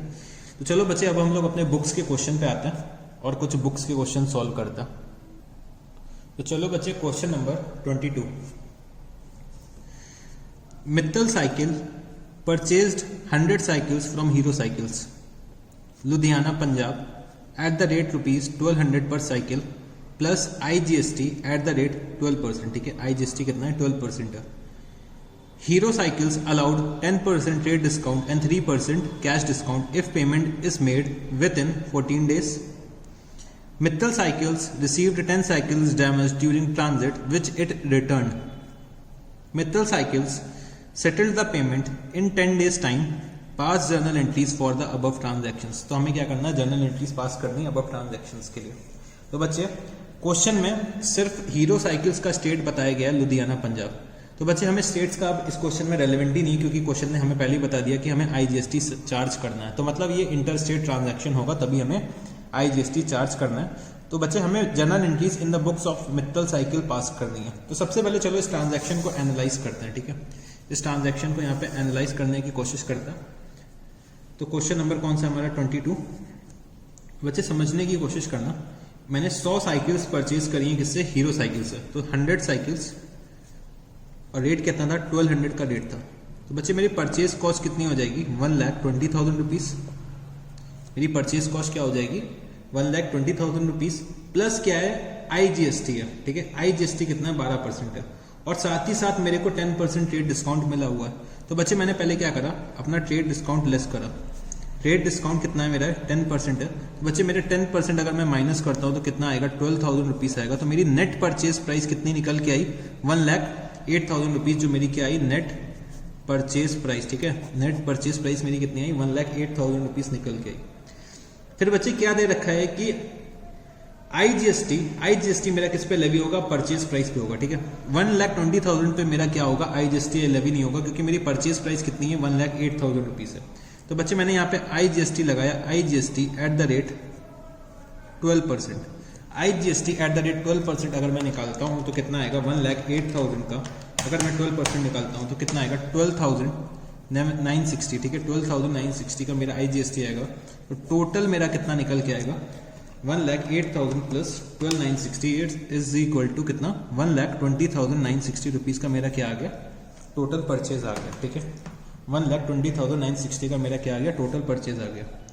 फिर बच्चे ये दे रखा है कि अगर हम पेमेंट 14 डेज के अंदर कर देते हैं तो हमें क्या मिलेगा, 3% का कैश डिस्काउंट मिलेगा।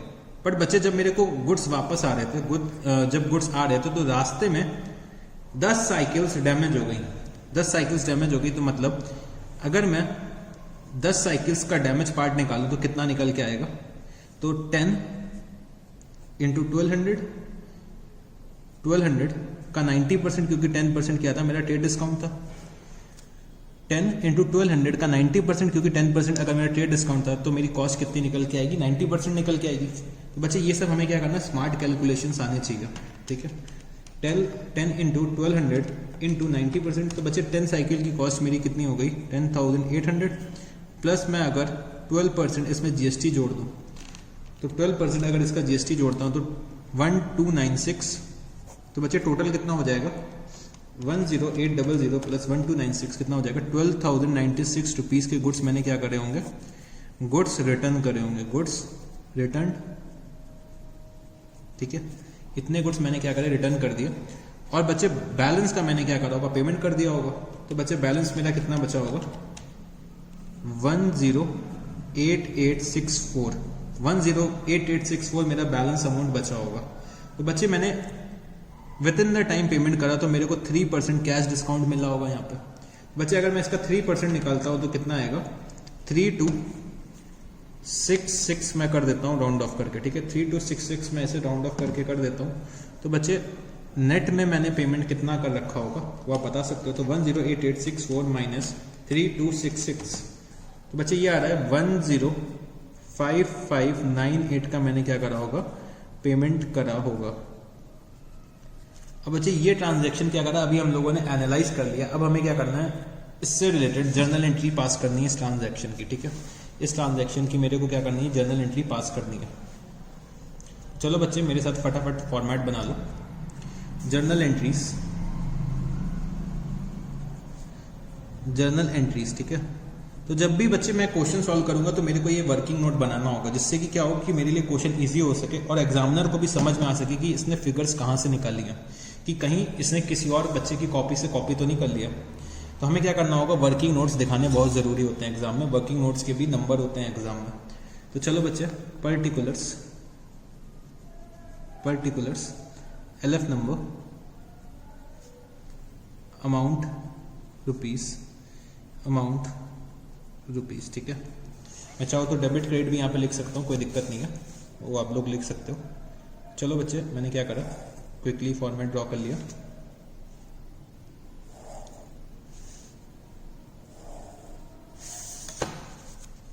सबसे पहले एंट्री मेरे को क्या पास करनी है, परचेज की एंट्री पास करनी होगी। तो परचेज के लिए मैंने लिखा परचेज अकाउंट डेबिट, ठीक है। मैंने परचेज किससे कर रखी है, हीरो साइकिल से। तो मैंने लिखा यहाँ पे मैंने परचेज जो कर रखी है वो कितने पे कर रखी है, तो मैंने परचेज जो कर रखी है 1,08,000 रुपीज़ में परचेज कर रखी है। 1,08,000 रुपीज़ की मैंने क्या कर रखी है, परचेज कर रखी है। तो मैंने यहाँ लिखा 1,08,000 रुपीज़, तो मैंने यहाँ लिख दिया। प्लस बच्चे मेरे परचेजेस में IGST एप्लीकेबल है, तो मैंने यहाँ पे लिखा इनपुट IGST अकाउंट को मैंने क्या करा, डेबिट कर दिया। और इनपुट IGST मेरा कितना एप्लीकेबल था, 12% एप्लीकेबल था। तो बच्चे 12% की मैं वैल्यू निकाल चुका हूँ, तो कितना आ रहा था 12960। और टोटल अमाउंट कितना हो गया, हीरो साइकिल्स को मेरा डी हो गया, हीरो साइकिल्स कितना अमाउंट डी हो गया, 0960, मैंने यहाँ पे लिखा बीइंग गुड्स परचेज्ड, किससे परचेज करे? मैंने हीरो साइकिल से परचेज करे। फिर बच्चे मैंने कुछ गुड्स वापस कर दी हीरो साइकिल्स को, मतलब 10 साइकिल्स जो रास्ते में डैमेज हो गई थी वो मैंने क्या करा, हीरो साइकिल्स को वापस कर दिया। तो बच्चे मैं उसकी अगर एंट्री करना चाहूं तो क्या कर सकता हूं? हीरो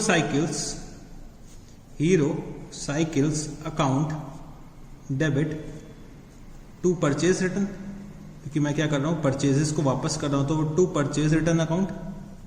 अब बच्चे जो भी मैंने जीएसटी डेबिट किया था उस परचेजेस पे, अब मेरे को क्या करना होगा, क्रेडिट करना होगा। तो मैंने यहाँ पे लिखा टू इनपुट IGST अकाउंट, मैंने क्या करा, क्रेडिट कर दिया। तो बच्चे जो वैल्यू मैंने निकाल रखी थी वो कितनी थी? 10,800 की मैंने रिवर्सल करा परचेजेस का, 10,800 का, और उस पर जीएसटी था 1296 का, और जो टोटल अमाउंट कितना निकल के आ रहा है 12096। मैंने यहाँ पे लिखा बीइंग गुड्स रिटर्न। तो बच्चे सी पार्ट में मैंने क्या करा, हीरो साइकिल्स को पेमेंट कर दिया। तो बच्चे पेमेंट की क्या एंट्री होगी? हीरो साइकिल्स अकाउंट डेबिट, क्योंकि डेबिट द रिसीवर, या फिर हमारी लायबिलिटी कम हो रही है तो हम लोग क्या करते हैं, डेबिट करते हैं। उसके बाद बच्चे मेरे बिजनेस से क्या जा रहा होगा, कैश जा रहा होगा, तो टू कैश अकाउंट। और बच्चे मेरे को क्या हो रहा है, डिस्काउंट रिसीव हो रहा है, तो डिस्काउंट जो रिसीव मैं करता हूं वो मेरे बिजनेस की क्या होती है, एक इनकम होती है। तो मैंने यहाँ लिखा टू डिस्काउंट रिसीव्ड अकाउंट। बच्चे हीरो साइकिल्स को मेरे को टोटल पेमेंट कितना करना था, 108864 का करना था। मैंने पेमेंट कितना करा, 105598 का पेमेंट करा। तो बच्चे मेरे को कैश डिस्काउंट कितना मिला, 3266 का कैश डिस्काउंट मिला। तो मैंने यहाँ पे लिख दिया being payment made to Hero Cycles, तो बच्चे ये वाला क्वेश्चन हम लोगों ने क्या करा, फिनिश कर दिया। तो चलो बच्चे अब हम लोग अपने नेक्स्ट क्वेश्चन की तरफ बढ़ते हैं। तो बच्चे क्वेश्चन नंबर 23, तो following are the transactions of R Singh and company Kanpur UP for the month of July 2018, you are required to journalise them. तो हमें क्या करना है, जर्नल एंट्रीज पास करनी है।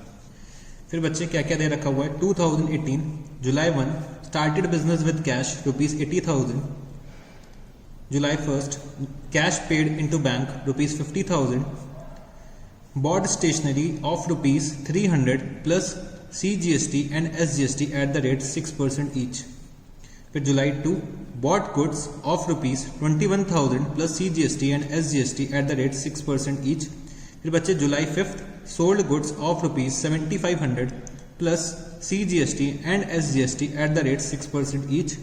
फिर बच्चे जुलाई 6 bought office furniture of ₹5,000 plus CGST and SGST at the rate 6% each from Banerjee Bros. फिर उसके बाद बच्चे जुलाई 11 sold goods of ₹10,000 plus CGST and SGST at the rate 6% each to Mahindra. July 12 received check from Mahindra for the amount due. July 18 sold goods of ₹5,000 plus CGST and SGST at the rate 6% each to Ramesh and Company. July 20 bought goods of ₹20,000 plus IGST at the rate 12% from S. Seth and Bros, Delhi. July 23 bought goods of ₹2250 plus IGST at the rate 12% for cash from S. Narayan and Company, Ludhiana, Punjab. ठीक है। उसके बाद July 26 Ramesh and company paid on account कितना, 2500। July 28 paid to S. Seth and Bros by check in full settlement ₹22,000. July 31st rent is due to S. Sharma but not yet paid ₹1,000। बच्चे इतने सारे transactions दे रखे हुए हैं और मेरे को क्या करना है, जर्नल एंट्रीज पास करनी है। ठीक है, तो ये बच्चे जर्नल एंट्रीज का हमारा लास्ट क्वेश्चन है और यहाँ से हमारा जर्नल एंट्रीज जो टॉपिक है वो आज फिनिश हो जाएगा। ठीक है, तो चलो इस क्वेश्चन को हम लोग और अच्छे से समझने की कोशिश करते हैं क्योंकि ये हमारा क्या है, लास्ट ट्रांजैक्शन है। तो नेक्स्ट क्लास में हम लोग क्या करेंगे, नेक्स्ट चैप्टर पर पहुँच जाएंगे तो अभी के लिए हमें क्या करना है, ये क्वेश्चन सबसे पहले सॉल्व करना है। तो बच्चे मेरे साथ सॉल्व करना आप लोग क्वेश्चन नंबर 23। मैंने यहाँ पे लिखा in the books of R Singh and company, in the books of R Singh and company journal entries, ठीक है। मेरे साथ इसका फॉर्मेट भी आप लोग ड्रॉ कर लीजिए। तो डेट पर्टिकुलर्स, एलएफ नंबर क्या होता था, ledger folio number, debit rupees, credit rupees, ठीक है।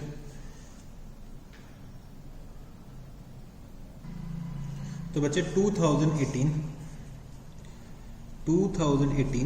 जुलाई 1, 2018 जुलाई 1, और मेरा सबसे पहला क्या ट्रांजैक्शन है, स्टार्टेड बिजनेस विद कैश। तो बच्चे मेरे बिजनेस में कैश आ रहा है, तो cash account debit what comes in, या फिर मैं इसको क्या और बोल सकता हूँ कि मेरे बिजनेस के एसेट्स इंक्रीज हो रहे हैं, तो एसेट इंक्रीज होते हैं तो मैं क्या करता हूँ, डेबिट करता हूँ। तो cash account debit to capital account कितना हो जाएगा, 80,000 रुपीज, ठीक है। 80,000 रुपीज मैंने क्या करा, कैश लेकर आया अपने बिजनेस में। तो being business started with cash. फिर बच्चे जुलाई 1 को मैंने एक और ट्रांजैक्शन कर रखा है कि cash paid into bank rupees 50,000। तो बच्चे मैंने क्या करा, अपने कैश बॉक्स से, अपने गुल्लक से कुछ पैसे बैंक में डिपॉजिट करे और बैंक अकाउंट ओपन करा। तो बच्चे बैंक का बैलेंस इंक्रीज हो रहा है, तो बैंक अकाउंट डेबिट। तो बैंक अकाउंट को अगर मैं डेबिट करने के दो रीजन हो सकते हैं, एक तो पर्सनल अकाउंट है तो डेबिट द रिसीवर, और बैंक अकाउंट हमारा एसेट है एज पर मॉडर्न अप्रोच। तो एसेट्स के बैलेंसेस अगर इंक्रीज हो रहे हैं तो हम क्या करते हैं, डेबिट करते हैं। तो bank account debit to cash account कितना, 50,000 रुपीज, ठीक है। 50,000 रुपीज से मैंने क्या करा, एक एंट्री पास कर दी, बीइंग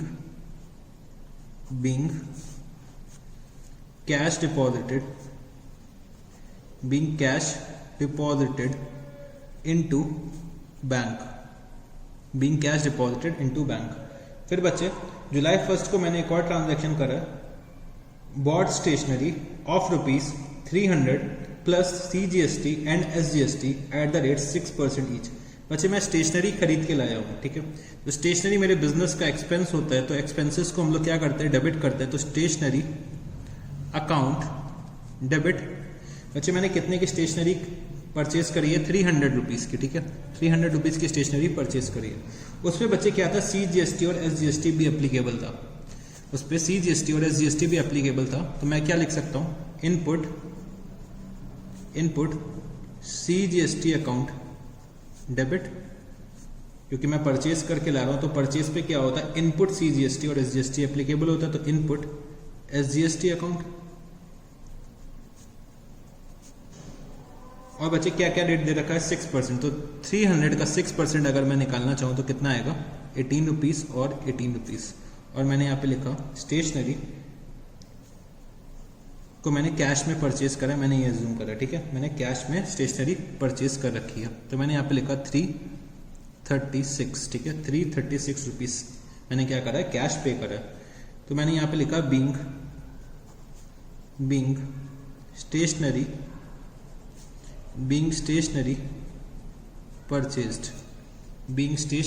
परचेज्ड। फिर बच्चे क्या दे रखा हुआ है कि bought goods of rupees 21,000 plus CGST and SGST at the rate 6% each. तो बच्चे मैंने 2 जुलाई को कुछ गुड्स परचेज करें, तो मैंने क्या करा, परचेज अकाउंट को डेबिट करा, परचेज अकाउंट को मैंने यहाँ पे क्या करा, डेबिट करा। और मैंने यहाँ पे लिखा इनपुट CGST अकाउंट और इनपुट SGST अकाउंट को भी मैंने क्या करा, डेबिट कर दिया यहाँ पे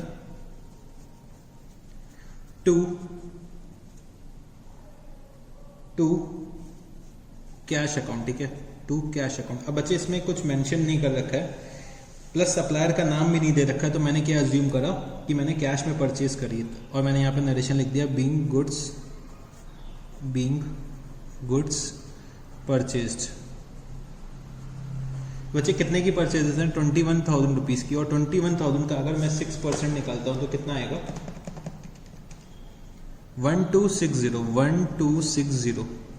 1260 मेरा क्या आ जाएगा? CGST और SGST। और अगर मैं टोटल निकालता हूं तो कितना आएगा? अगर मैं टोटल निकालता हूं तो 1260 प्लस 1260 प्लस 21,000, तो ये आ जाएगा 23,520 रुपीज़ से मैंने क्या करा? कैश पे करा होगा। फिर बच्चे मैं कहाँ पहुँच गया हूँ? जुलाई 5 में पहुँच गया हूँ। जुलाई 5 में मैंने क्या करा? कुछ गुड्स सेल करें 7500 के प्लस CGST एंड SGST। तो बच्चे जुलाई 5 मैंने क्या करी? सेल करी। ठीक है, तो मैंने ये माना है कि कैश में सेल करी, तो कैश अकाउंट तो डेबिट कर दूंगा क्योंकि मेरे पास कैश आ रहा होगा। ठीक है, फिर बच्चे मैंने सेल करी होगी तो सेल को मैं क्या करता हूँ? क्रेडिट कर देता हूँ क्योंकि वो मेरे बिजनेस का क्या होता है? रेवेन्यू होता है। उसके बाद बच्चे मैंने क्या करा? CGST और SGST भी चार्ज करा होगा। तो बच्चे जो सेल पे जो CGST और SGST चार्ज होता है उसको मैं क्या बोलता हूँ? आउटपुट CGST अकाउंट और आउटपुट SGST अकाउंट। तो बच्चे कितने से मैं कर सकता हूँ ये जनरल एंट्री? तो बच्चे सेल करिए 7500 की, और अगर मैं 7500 का 6% अगर निकालता हूँ तो निकल के आता है कितना? 450 रुपीज़। ठीक है, 450 रुपीज़ ये आता है। ठीक है, तो 7500 प्लस 900 अगर मैं प्लस करता हूँ तो 8400 रुपीज़ मेरे को कैश रिसीव हुआ होगा। और मैंने यहाँ पे एक नरेशन लिख दिया, being goods sold, being goods sold. फिर बच्चे मैं कहाँ पहुँच गया हूँ? जुलाई 6 में। तो जुलाई 6 में क्या दे रखा हुआ है कि bought office furniture of 5,000 plus CGST and SGST at the rate 6% each from Banerjee bros. तो बच्चे यहाँ पे बैनर्जी ब्रोस का नाम दे दिया है, इसका मतलब मैंने क्या करा होगा? इसको क्रेडिट पे परचेज कर रखा होगा और कैश का कहीं भी जिक्र नहीं है, तो हम लोग क्या मानेंगे? ये क्रेडिट पे परचेज है। तो बच्चे क्या डेट है? जुलाई 6। और मैंने क्या परचेज करा है? फर्नीचर परचेज करा है, तो फर्नीचर अकाउंट डेबिट। बच्चे जो परचेज पे CGST और SGST लेवी होता है वो कौन सा होता है? इनपुट। तो इनपुट CGST अकाउंट को मैंने क्या करा? डेबिट करा, और इनपुट SGST अकाउंट को भी मैंने क्या करा? डेबिट करा। ठीक है, इनपुट CGST और SGST अकाउंट को मैंने यहाँ पे डेबिट करा, और बच्चे मैंने यहाँ पे लिखा टू बैनर्जी ब्रोस। ठीक है, फर्नीचर जो मैंने परचेज करा है 5,000 रुपीज़ का परचेज करा है, और 5,000 का अगर मैं 6% निकालना चाहूँ तो कितना आएगा? अगर मैं 5,000 का 6% निकालता हूँ तो ये आ जाएगा 300 रुपीज़, और ये भी आ जाएगा 300 रुपीज़। तो नेट में मैंने कितना देना है? 5,600 रुपीज़ पे करना है। मैंने यहाँ पे लिखा बीइंग फर्नीचर परचेज्ड। फिर बच्चे मैं कहाँ पहुँच गया हूँ? जुलाई 11 में। July 11 sold goods of ₹10,000 plus CGST and SGST 6% each to Mahendra. बच्चे महेंद्र को सेल करिए, मतलब मैंने क्रेडिट सेल करी है। तो बच्चे महेंद्र मेरा क्या हो जाएगा? बिजनेस का एक डेटर हो जाएगा।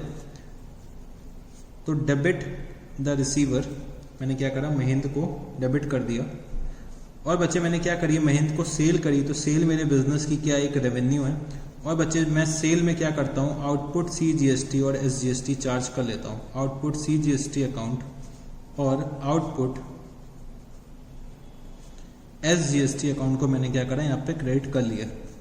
बच्चे महेंद्र को जो मैंने सेल कर रखी है वो कितने की कर रखी है? 10,000 रुपीज़ की, और 600 मेरा क्या हो जाएगा? CGST और SGST हो जाएगा। तो टोटल कितना हो गया?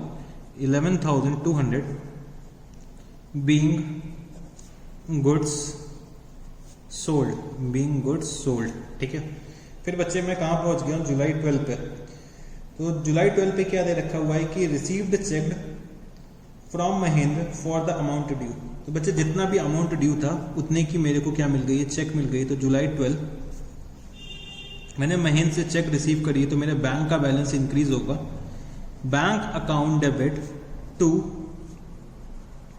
Mahendra account, to Mahendra account, ठीक है। और मैंने यहाँ पे लिखा being cheque received, being cheque received, और कितने की चेक रिसीव होगी 11,200 रुपीज़ की, ठीक है, क्योंकि टोटल आउटस्टैंडिंग अमाउंट कितना था 11,200 रुपीज़ का था। फिर बच्चे मैं कहाँ पहुँच गया हूँ, जुलाई 18 में। जुलाई 18 में sold goods of ₹5,000 plus CGST and SGST at the rate 6% each to Ramesh and company.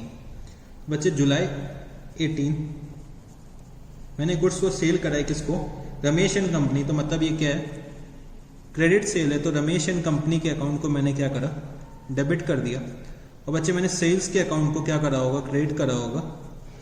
और बच्चे आउटपुट CGST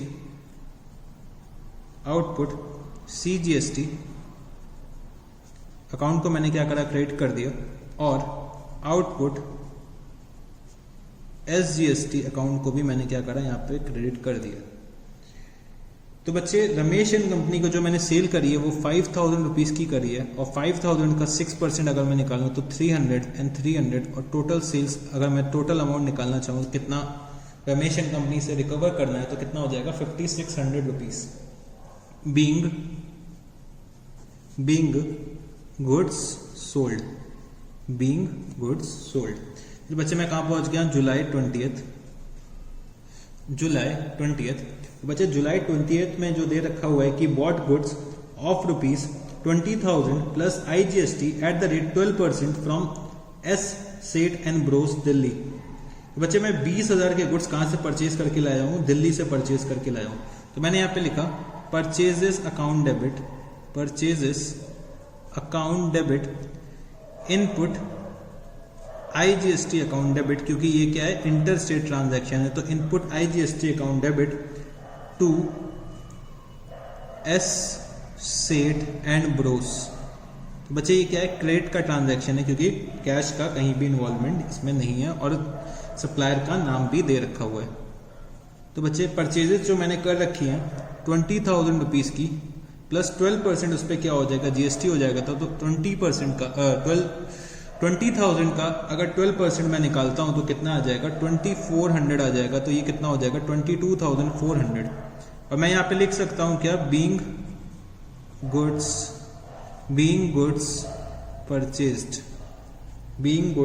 परचेज्ड। फिर बच्चे जो मेरा नेक्स्ट ट्रांजैक्शन है वो कब का है, जुलाई 23rd। तो bought goods of ₹2,250 plus IGST eight the rate 12% for cash from S Narayan and company, Ludhiana, Punjab. तो बच्चे जुलाई 23rd को भी मैं कुछ गुड्स परचेज करके लाया हूँ, ठीक है।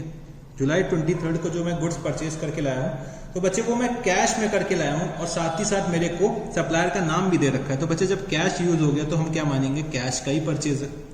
तो मैंने यहाँ पे लिखी entry purchase account debit input IGST account debit to cash account, क्योंकि मेरे बिजनेस से कैश जा रहा होगा। बच्चे परचेज जो मैंने करी है 2250 की करी है, और 2250 का अगर मैं 12% निकालता हूं तो कितना आएगा, 270 रुपीज, ठीक है, 270 रुपीज। तो बच्चे मैंने कैश कितना पे करा होगा, 2520 का मैंने कैश पे करा होगा। मैंने यहाँ पे लिखा being goods purchased in cash. तो बच्चे ये ट्रांजैक्शन भी हमने कर लिया। तो चलो बच्चे नेक्स्ट ट्रांजैक्शन क्या दे रखा हुआ है। तो जुलाई 26 Ramesh and company paid on account 2500। तो रमेश एंड कंपनी ने मेरे को 2500 रुपीज पे करे। तो बच्चे रमेश एंड कंपनी को मैंने सेल कब करी थी, 18 जुलाई को करी थी, ठीक है। और ऑन अकाउंट पेमेंट हो रहा है। ऑन अकाउंट का मतलब अगर मेरा 5,000 रुपये बाकी है तो 5,000 में 2,500 अभी मिल रहा है, ठीक है, फॉर एग्जाम्पल, ठीक है। तो चलो जुलाई 26 को मैंने एंट्री पास करी, जुलाई 26। बच्चे मेरे को क्या रिसीव हो रहा है, कैश रिसीव हो रहा है, तो कैश अकाउंट डेबिट। और बच्चे मेरे को कैश किससे रिसीव हो रहा है, Ramesh and company to Ramesh and company. तो तो बच्चे कितना रिसीव हुआ है, 2500 रुपीज रिसीव हो रहा है, और मैंने यहाँ पे लिखा being cash received, being cash received. उसके बाद बच्चे July 28 paid to S Seth and bros by cheque in full settlement. बच्चे जुलाई 28 को मैंने क्या करा, एस सेठ एंड ब्रोस को फुल सेटलमेंट का एक चेक दे दिया, कितना, 22,000 रुपए का। तो बच्चे मेरे को total payment S Seth and bros को कितना करना था, ये आप मेरे को क्या बता सकते हो। तो मैंने ट्रांजैक्शन करा था 20 जुलाई को। 20 जुलाई को मैंने टोटल जो वैल्यू थी ट्रांजैक्शन की कितनी थी, 22,400 रुपीज की वैल्यू थी, और मेरे को पेमेंट कितना, मैं कितना पेमेंट कर रहा हूँ, 22,000 रुपीज का मैं पेमेंट कर रहा हूँ। तो बच्चे 400 रुपए का मेरा क्या हो जाएगा, डिस्काउंट हो जाएगा। तो मैंने यहाँ पे लिखा एस सेठ एंड ब्रोस को डेबिट कर दिया, और बच्चे मैं क्या कर रहा हूँ, कैश पे कर रहा हूँ, ठीक है, कैश पे कर रहा हूँ। और बच्चे मैं क्या रिसीव कर रहा हूँ, डिस्काउंट रिसीव कर रहा हूँ। तो डिस्काउंट रिसीव भी मेरी क्या है, इनकम है, उसको मैं क्या करूंगा, क्रेडिट कर दूंगा। तो डिस्काउंट रिसीव्ड अकाउंट। तो बच्चे मेरे को टोटल पेमेंट करना था 22,400 का, 22,400 का पेमेंट करना था। मैंने जो पेमेंट करा वो कितना करा है, 22,000 का करा है, और 400 रुपीज का मेरे को क्या मिला, डिस्काउंट रिसीव मिला है। तो बच्चे यहाँ पे कैश की जगह हमें क्या करना है, बैंक अकाउंट यूज करना होगा, क्योंकि हम लोगों ने चेक में पेमेंट कर रखा है, ठीक है, चेक में पेमेंट कर रखा है। तो हम क्या करेंगे, यहाँ पे बैंक अकाउंट का यूज कर लेंगे। फिर बच्चे जुलाई 31 से पहले मैं क्या करता हूँ, यहाँ पे एक नरेशन लिख देता हूँ, being cash paid to S Seth and bros. उसके बाद बच्चे जुलाई 31 में क्या दे रखा है कि rent is due to S Sharma but not yet paid. तो बच्चे मेरे को एस शर्मा को 1,000 रुपीज का रेंट पे करना होगा। तो जुलाई 31 मेरे को एस शर्मा को रेंट पे करना है। तो यहाँ पे लिखा मैंने रेंट अकाउंट डेबिट, क्योंकि रेंट मेरे बिजनेस का क्या है, एक एक्सपेंस है। तो rent account debit to rent outstanding भी मैं लिख सकता हूं, चाहूं तो मैं एस शर्मा का नाम भी यूज कर सकता हूं। तो मैंने रेंट आउटस्टैंडिंग ज्यादा अप्रोप्रिएट समझा, तो रेंट आउटस्टैंडिंग मैंने लिख दिया, being rent due to S Sharma, ठीक है, being rent due to S Sharma. और कितना रेंट ड्यू है, 1,000 रुपीज का रेंट ड्यू है। तो बच्चे हम लोगों ने ये वाला क्वेश्चन भी सॉल्व कर लिया, और ये क्वेश्चन भी होप सो आपको बहुत अच्छे से समझ में आ गया होगा, ठीक है। तो हम लोगों ने यहाँ पे अपना जर्नल का जो टॉपिक था वो पूरा का पूरा फिनिश कर लिया, ठीक है, पूरा का पूरा जर्नल का टॉपिक फिनिश कर दिया। तो अब आपके लिए क्या है, कुछ होमवर्क मैं आपको देना जा रहा हूँ। तो वो होमवर्क में आपको कुछ क्वेश्चंस करने हैं, ठीक है। तो होमवर्क आप लोग मेरे साथ साथ नोट करिएगा। तो बच्चे होमवर्क में क्या क्या हो जाएगा हमारा, क्वेश्चन नंबर 21, क्वेश्चन नंबर 24, फिर बच्चे क्वेश्चन नंबर 17 और क्वेश्चन नंबर 19, ठीक है। तो बच्चे ये 4 क्वेश्चंस आपको होमवर्क में करने होंगे, ठीक है।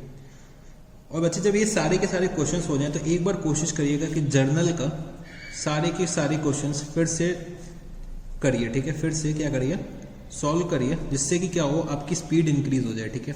हमें अपनी स्पीड भी इंक्रीज करनी है, जिससे कि एग्जाम में हम लोग टाइम पे अपना पेपर जो है वो कंप्लीट कर सकें, ठीक है। जब आप लोग एक बार दोबारा से जर्नल के क्वेश्चन सॉल्व करेंगे तो आपकी स्पीड इतनी फास्ट हो जाएगी कि जर्नल आपको इतने अच्छे से आ जाएगा कि आगे के टॉपिक्स में कोई भी दिक्कत नहीं आने वाली होगी, ठीक है। तो बच्चे हमें सारे के सारे क्वेश्चन सॉल्व करने हैं फिर से, और हम लोगों ने अपना जर्नल का टॉपिक आज यहाँ पे फिनिश कर लिया है। तो हम लोगों ने अप्रॉक्स 4 क्लासेस ले रखी थी जर्नल में, तो हम लोगों ने अपना बिल्कुल टाइम पे टॉपिक फिनिश करा और बहुत अच्छे से आपको समझ में भी आ गया होगा, ठीक है। अगर आपको जर्नल में और भी कोई डाउट होता है किसी भी तरीके का, तो आप लोग मेरे से डायरेक्टली कांटेक्ट करके पूछ सकते हैं, ठीक है। अगर मेरे को लगा किसी क्वेश्चन में आप अटक रहे हो या कुछ और भी है, कोई और दिक्कत है, तो मैं अलग से आपको लाइव सेशंस में आपकी जो डाउट्स हैं वो सॉल्व कर दूंगा, या फिर मैं आपको कोई रिकॉर्डेड एक और वीडियो दे दूंगा जिससे भी रिलेटेड आपको डाउट्स हो रहे हैं, ठीक है। तो बच्चे जर्नल के लिए इतना ही था। जब हम लोग नेक्स्ट क्लास में जाएंगे तो हमें एक नया टॉपिक शुरू करना है, लेजर, और मोस्ट प्रोबेबली हम लोग क्या करेंगे, लेजर भी नेक्स्ट क्लास में फिनिश कर लेंगे, ठीक है। लेजर बहुत बड़ा टॉपिक नहीं है, तो हो सकता है वो नेक्स्ट क्लास में ही फिनिश हो जाए, हो सकता है शायद एक क्लास और लग जाए, मतलब नेक्स्ट क्लास या उसके बाद वाली क्लास में लेजर भी फिनिश हो जाएगा। तो चलो बच्चे, आज के लिए इतना ही है, ठीक है। चलो फिर, thank you, bye bye, good night.